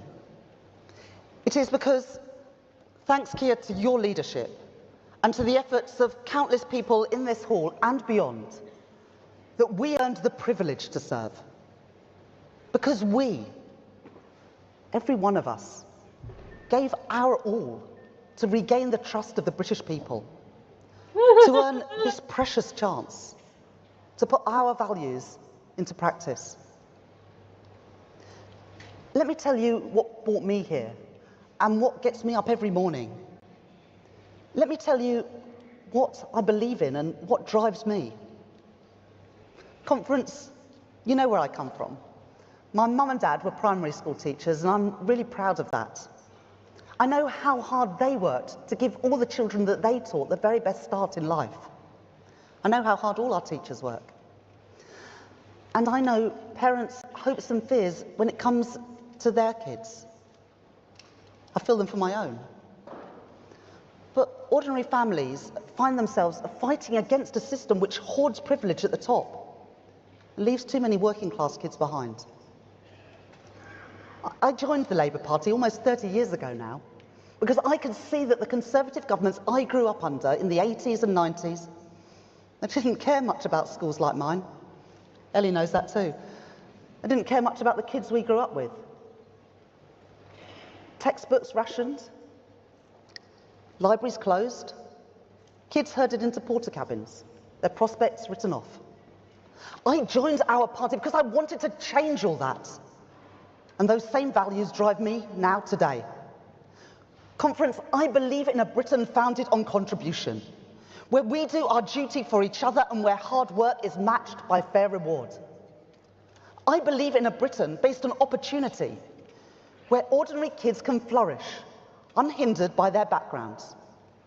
And I believe that Britain's real wealth is found not only in the success of the fortunate few, but in the talents of all our people, in every part of our great country. But Conference, we all know that our shared values can only achieve things for ordinary people if we have the power to act on them and a credible plan to put them into effect.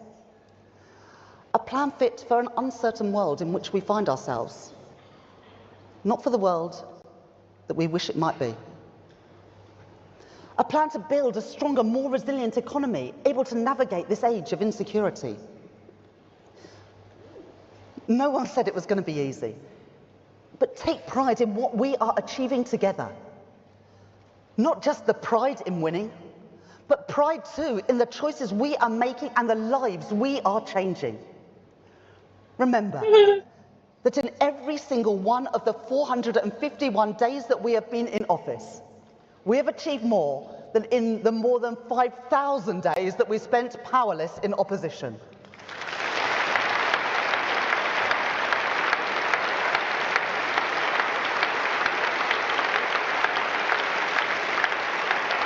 Every day since the 4th of July last year has brought with it a chance to change Britain for the better.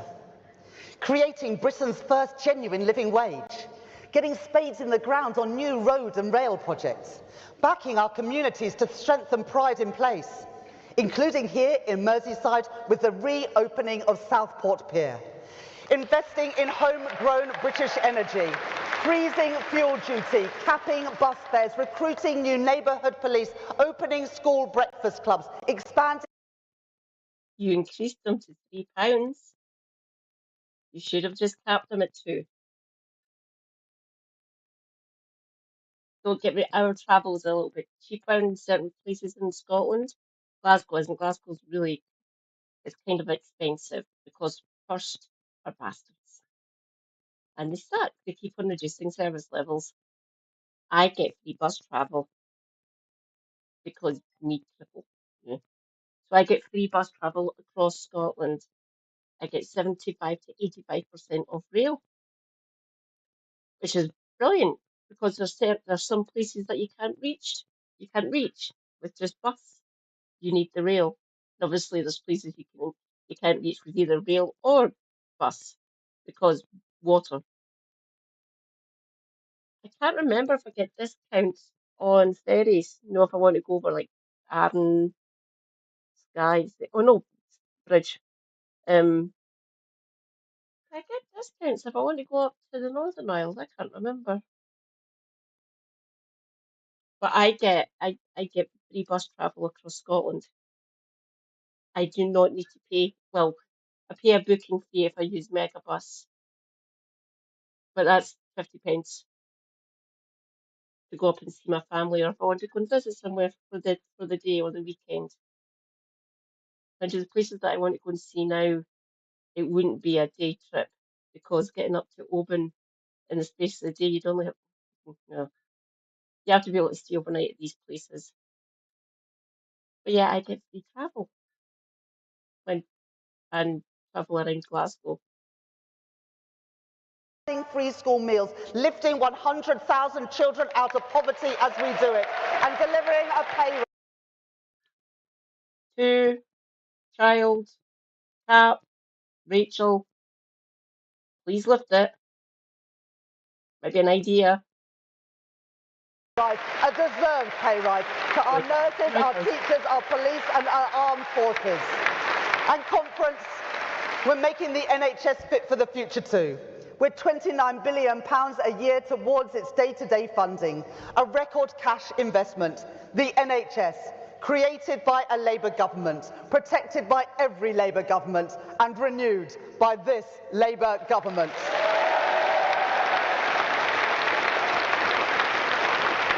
I don't trust people. No.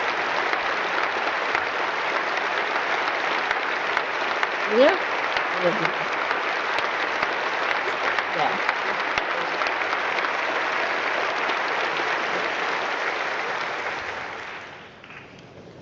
Let me tell you something else we will do. I remember as a kid that my school library was turned into a classroom because there were more students than there was space. Think about the message that that sends about a government's priorities. How little value is placed on opportunities for kids to learn and to grow, to explore their interests independently, or to find a quiet place to study that isn't always on offer at home. Under another Conservative government, a generation later, many more kids have that experience. Today in England, there are 1,700 primary schools that don't have a school library. That's not right, and I will not let it stand. So I am committing here today to providing a library in every single primary school in England by the end of this Parliament.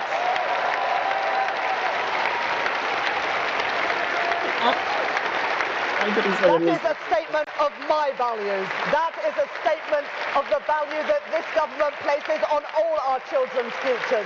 So conference, the Tories don't make those choices. Reform would never make those choices. So take pride. Take pride in our values put into action. And conference, don't ever let anyone tell you that there's no difference between a Labour government and a Conservative government. Whoever wrote this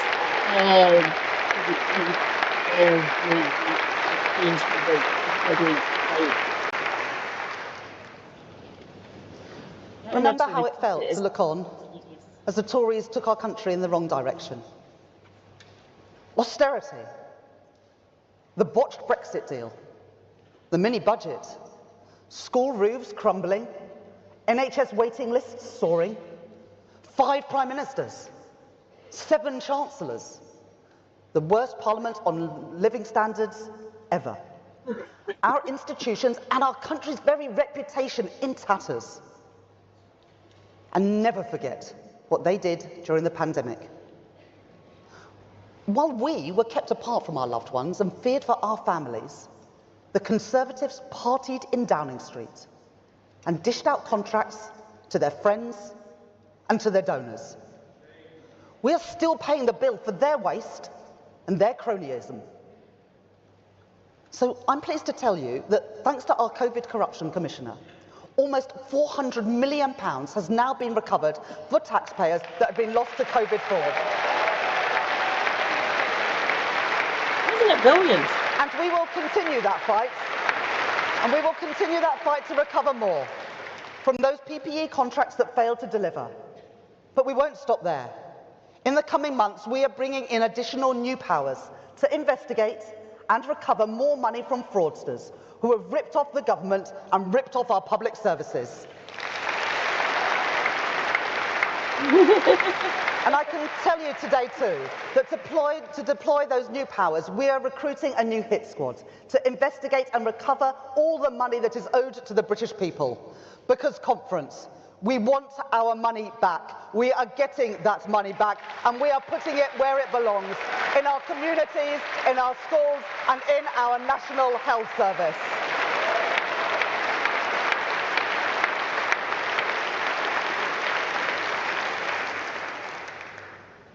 But the most enduring consequences of the Conservatives' time in office come from their economic failure.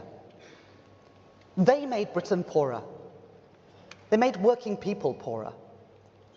And they left our public finances in disarray.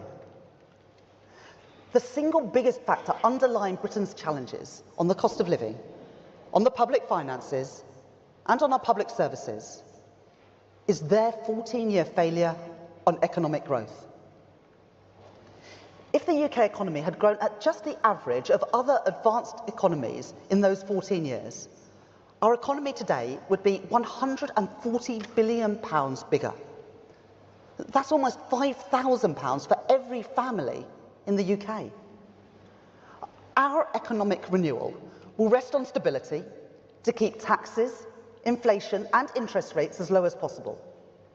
Economic reform to unlock the contribution of businesses and working people, and investment in every part of Britain. Each day, I see a country primed for economic success, a skilled and committed workforce, world-class universities and innovative businesses. But the Conservatives and Reform, they want you to believe that our economy is broken, that our best days lie behind us, that decline is inevitable. I fundamentally reject that. It's not the country I see around me, not the future that I believe in. I know that things are still difficult. Bills are too high. Getting ahead can feel tough. And there are still too many obstacles in the way for businesses. And so our central economic objective is to change that. Growth to improve living standards is the challenge, and investment is the solution. By overhauling our planning system, reforming our pension system, launching Britain's very first national wealth fund and a modern industrial strategy, and signing new trade deals to back our manufacturers and our exporters, with India, with the United States, and with our closest neighbours and allies in Europe. Just this month, thanks to Keir's hard work, we secured £150 billion of overseas investment just from the United States. I have never believed the Tory mantra that the best thing that a government can do is to get out of the way. A strategic state must use its power to support jobs and growth, and that includes through public investment. Under the Tories, capital spending was always the first victim when the public finances came under strain. So in last autumn's budget, I changed those fiscal rules to support and to protect investment. And alongside that, because I know that too often our regions outside London and the South East have not had their fair share of spending decisions, I rewrote those rules to support investment in every part of Britain. In place of decline, we have chosen investment. Investment in defence and the good jobs that come with that. In Plymouth and in Barrow, in Aldermaston and Lincoln, on the Clyde and in Rosyth. Investment in energy, in nuclear power, yes, and in carbon capture and storage too, on the Humber and on Oh, Teesside, in Aberdeenshire and right here on Merseyside.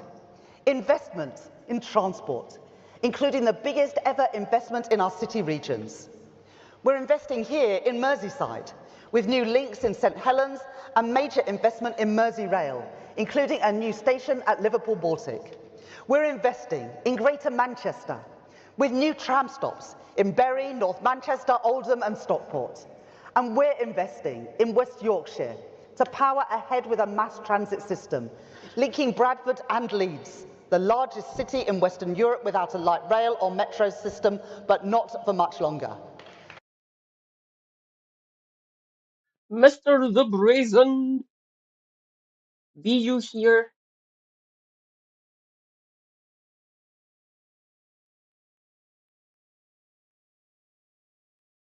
John?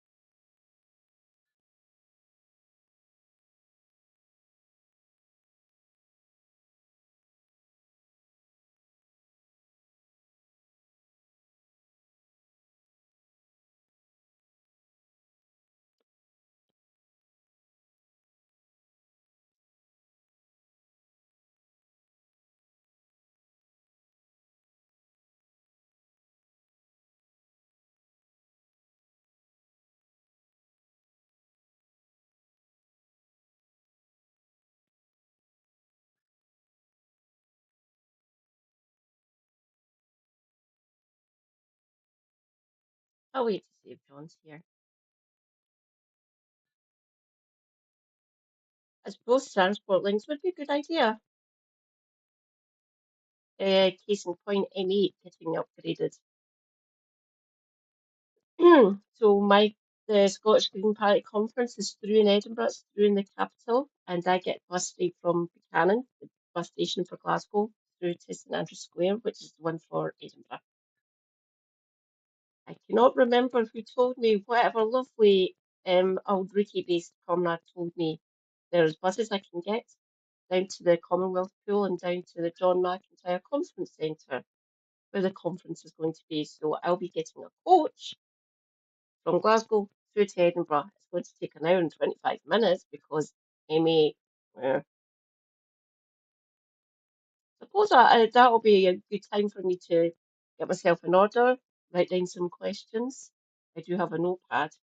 In fact, I have 3 different sizes of notepad.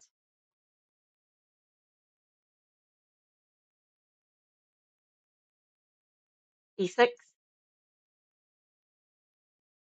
I've got an A5 somewhere. I think it's down there in my side pocket for my desk. And I think there's another Super Hubby has an A4, but I think that's a bit too big. I like the A6 or the A5 though. They're plenty big enough for me to take through. Plus, if I write too much, this cramps up quite like a bastard. So I have to be careful. I'll need to take through my hand and wrist supports. Obviously, because it's going to be in the middle of October, I've set a task for Super Hubby hand warmers. They're the ones that you can charge up and put in your pocket, or just the the throwaway ones that you shake about that get activated by the air. Take a fuck ton of them with me. Gloves, obviously. I have a variety of gloves because gloves rule. Keeps the digits nice and toasty so they can function. If anyone has any questions for me for the conference, you have until the 17th, so have your questions submitted to the Discord by October 16th. That is a Thursday.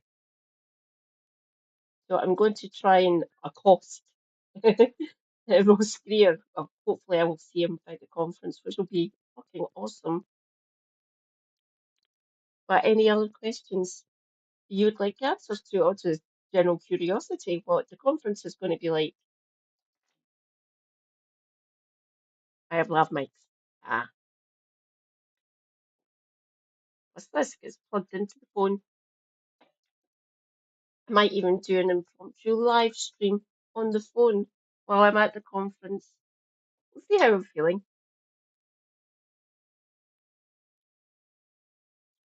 How many minutes in that? 2:15. So I'll go back.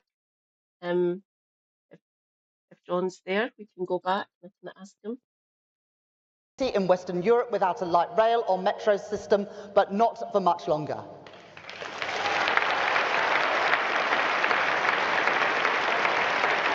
We're investing in South Yorkshire and backing Doncaster Sheffield airports. We're investing in the North East to extend the Tyne and Wear Metro, linking Washington with Newcastle and Sunderland. We're investing in the East Midlands to link up the Trent Arc. We're investing in the West Midlands, extending the Birmingham Metro and backing the Midlands Rail Hub to link Birmingham, Worcestershire and Herefordshire with Wales. And we're investing in Welsh railways with new stations and new infrastructure, the benefits of two Labour governments working together. And we're investing in East West Rail to join up the Oxford-Cambridge Growth Corridor and Conference, as well as the Transpennine Route upgrade to link Manchester, Leeds and York and the towns in between them. This Labour government will push ahead with our plans for Northern Powerhouse Rail. Plans never delivered by the... Plans never delivered by the Tories. Yeah. HS2, anyone? It was meant to come all the way up here. That would have been fun. I would have been happy if they just linked together all the major metropolitan areas in Glasgow for all the views. Teaching wasn't as swinging up here, thank fuck. But there's still routes that don't exist that got cut, obviously. I'd like to get them back. That'd be quite good. But doing all that rail for the major metropolitan areas in parts of England and into Wales, I kind of like it. Let's see if it works. Let's see how they're going to fund this and what's going to happen. Good transport links is always a good thing in my eyes. Conservatives, plans opposed by reform but backed by this Labour government, a vote of confidence in the north of England to get people to work, to connect families, to create jobs and to build prosperity in towns and cities scarred by underinvestment for far too long. That is what we are achieving together, a Labour government working with our Labour leaders around the country, delivering for working people.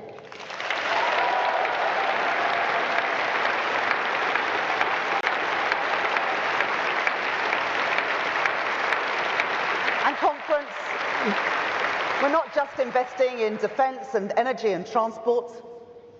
The housing crisis is one of the greatest challenges that we face. Every family deserves the security, safety and the joy of a good home. That is why we are powering ahead with our commitment to build 1.5 million homes in this Parliament. Not enough. Not enough. Decades, and I do literally mean this, decades of no either council or social rents getting built. Oh, Blair done some, not enough, obviously. 1.5 million is not enough. Should be 1.5 million a year, which would be 3, 6, 7.5. 7.5 million seems a lot better, but 1.5 million over the space of the Parliament, not enough. Thank you. Ran over.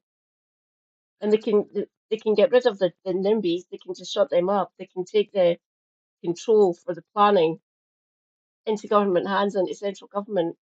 They can do that and just tell them, shut up. These homes need built for the people of the UK. We need more council housing, more than 1.5 fucking million.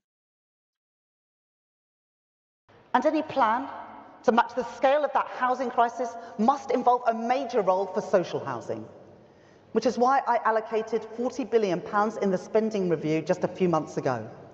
The biggest cash investment into council, social and affordable housing in a generation.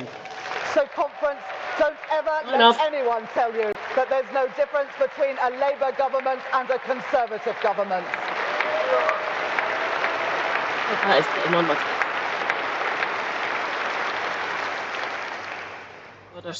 But, Conference, let us be clear. All that we are doing is only possible because we, all of us, put in the hard work to show the British people that we could be trusted to manage our economy. Because we were unequivocal in our commitment to economic responsibility. And I will never, ever squander that hard-earned trust. We were able to increase investment only because we remained steadfast in that commitment to economic responsibility. Fuck off with your fiscal rules, Rachel. This country is literally screaming out for investment. More homes, please. Fine, you're doing more transportation links. I like that. That is good. Renewables. More renewables. There is a place for nuclear, don't get me wrong about that. I was kind of against it for a while. But I can understand them having nuclear in the energy mix. I get it. And please, for the love of God, do not fucking green light more fucking fossil fuel. Do not do any more gas or oil exploration. Oh, renewable. I will just carry on screaming into the fucking void until I get heard. Do fucking idle. What you could have done when you got into power. See how, is that the coalition? I can't remember. I'll blame it on the coalition. I'm probably correct. They didn't invest in the Swansea tidal barrier, the scum, but obviously you can maybe restart that up and do the tidal barrier down in Swansea. It would have been up and running by now,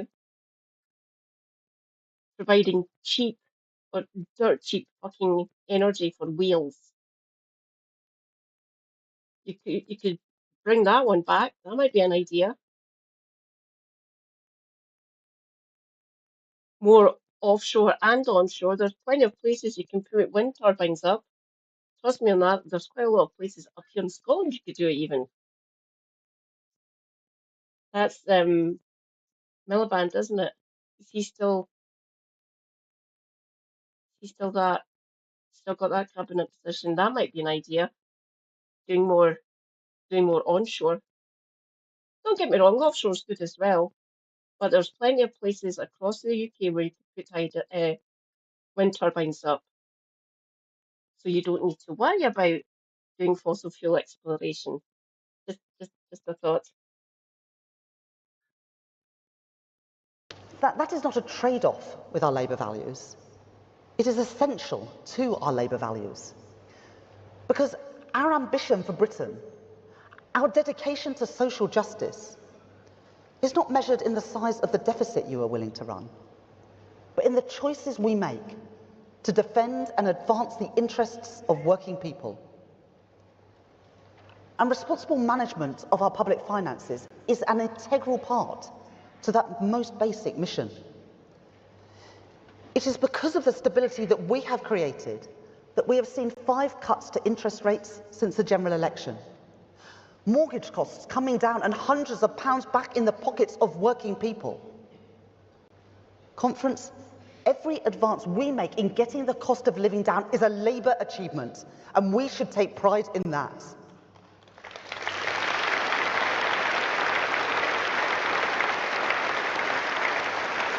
When I said that we must not and would not take risks with Britain's economic stability, that argument was not just for an election. Even now, with the global uncertainty that we have seen ripple through financial markets, there are still critics out there who would too readily forget the consequences of reckless economic choices.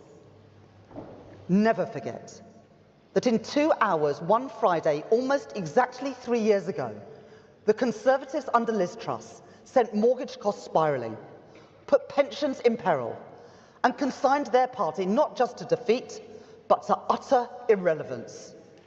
That was a warning. My God, I agree with her.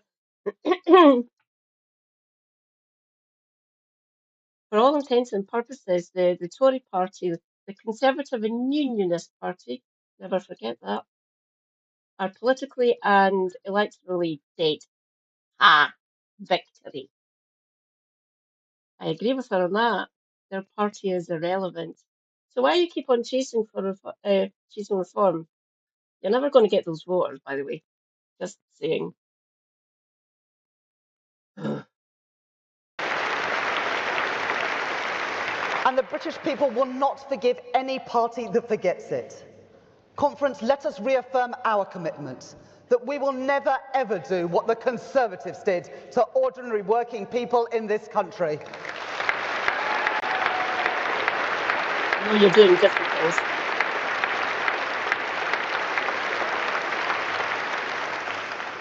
But I do know that there are still people who peddle the idea that we could just abandon economic responsibility and cast off any constraints on spending. They are wrong. Dangerously so. And we need to be honest about what that choice would mean. Because when spending gets out of control, when market confidence is lost, that doesn't just show up in some OBR report and some difficult headlines a few months later. It is felt immediately in the growing cost of essentials and rising interest rates. And let me tell you, there is nothing progressive, nothing Labour, about government using 1 in every £10 of public money it spends on financing debt to interest. Billions of pounds every single year going towards repaying debt racked up by the Tories, paid to overseas hedge funds and investors. That's not how I want to spend public money. In the months ahead, we will face further tests, with the choices to come made all the harder by harsh global headwinds and the long-term damage done to our country, which is becoming ever clearer. Our first year in power was about fixing the foundations. Our second must be about building a renewed economy for a renewed Britain. A renewed economy that works for working people and rewards their contribution. A renewed economy where we reject austerity and support our public services. A renewed economy that supports investment, that gets inflation and borrowing down, and where we build growth in every part of Britain. I will make my choices at that budget. They will be choices to take our country forward. And whatever tests come our way, whatever tests come my way, I make this commitment to you. I will take no risks with the trust placed in us by the British people.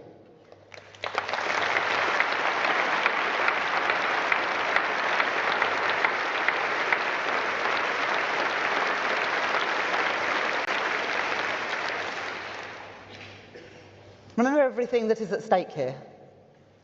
The single greatest threat to our way of life and to the living standards of working people is the agenda of Nigel Farage and the Reform Party. Whatever falsehoods they push, whatever easy answers they peddle, however willing they are to tear communities and families apart, they are not on the side of working people. Families neither of you. Conference, here are the questions that we must never tire of repeating between now and the next election. Who is standing up for Britain's working people? A Labour government introducing the biggest upgrade of workers' rights in decades? Or a Reform Party which has opposed those rights every single step of the way?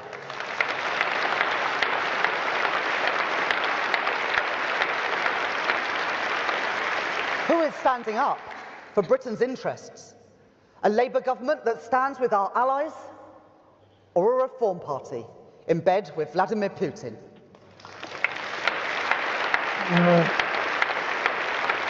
Who is standing up for Britain's economic stability?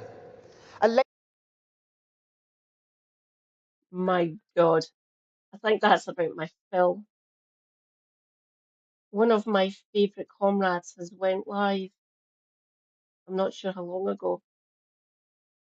They are playing Valheim, and it was quite fun. Let's go and say hi to Redrust.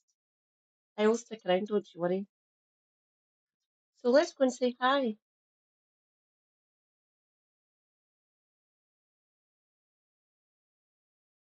Thank you, Rachel.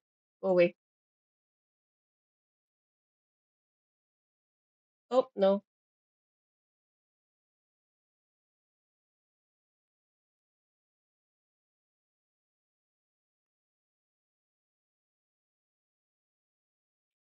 Where be you, the lovely Redrust? Who's there? Eating a bear. Funny title. Let's go and say hi to Redrust.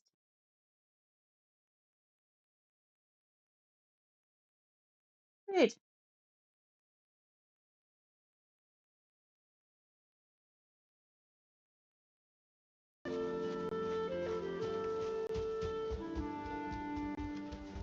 That's pretty good. We bounced back from getting killed, and we got a little revenge on the bear.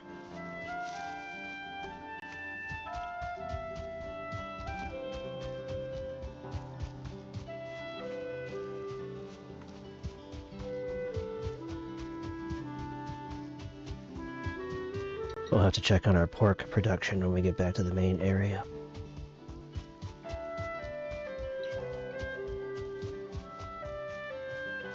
Our AC is still lower than it was. We need to get it back up to at least an 8. But this is fine for now. More of yous. Thank you, comrade. We just need to be careful about taking down a few skeletons, and that should get us back to where we were. Stay hydrated. Healthcare is good here. I see pork. Take rest. Until tomorrow. Well, technically today. For more conference coverage, what other goals have been, and we can take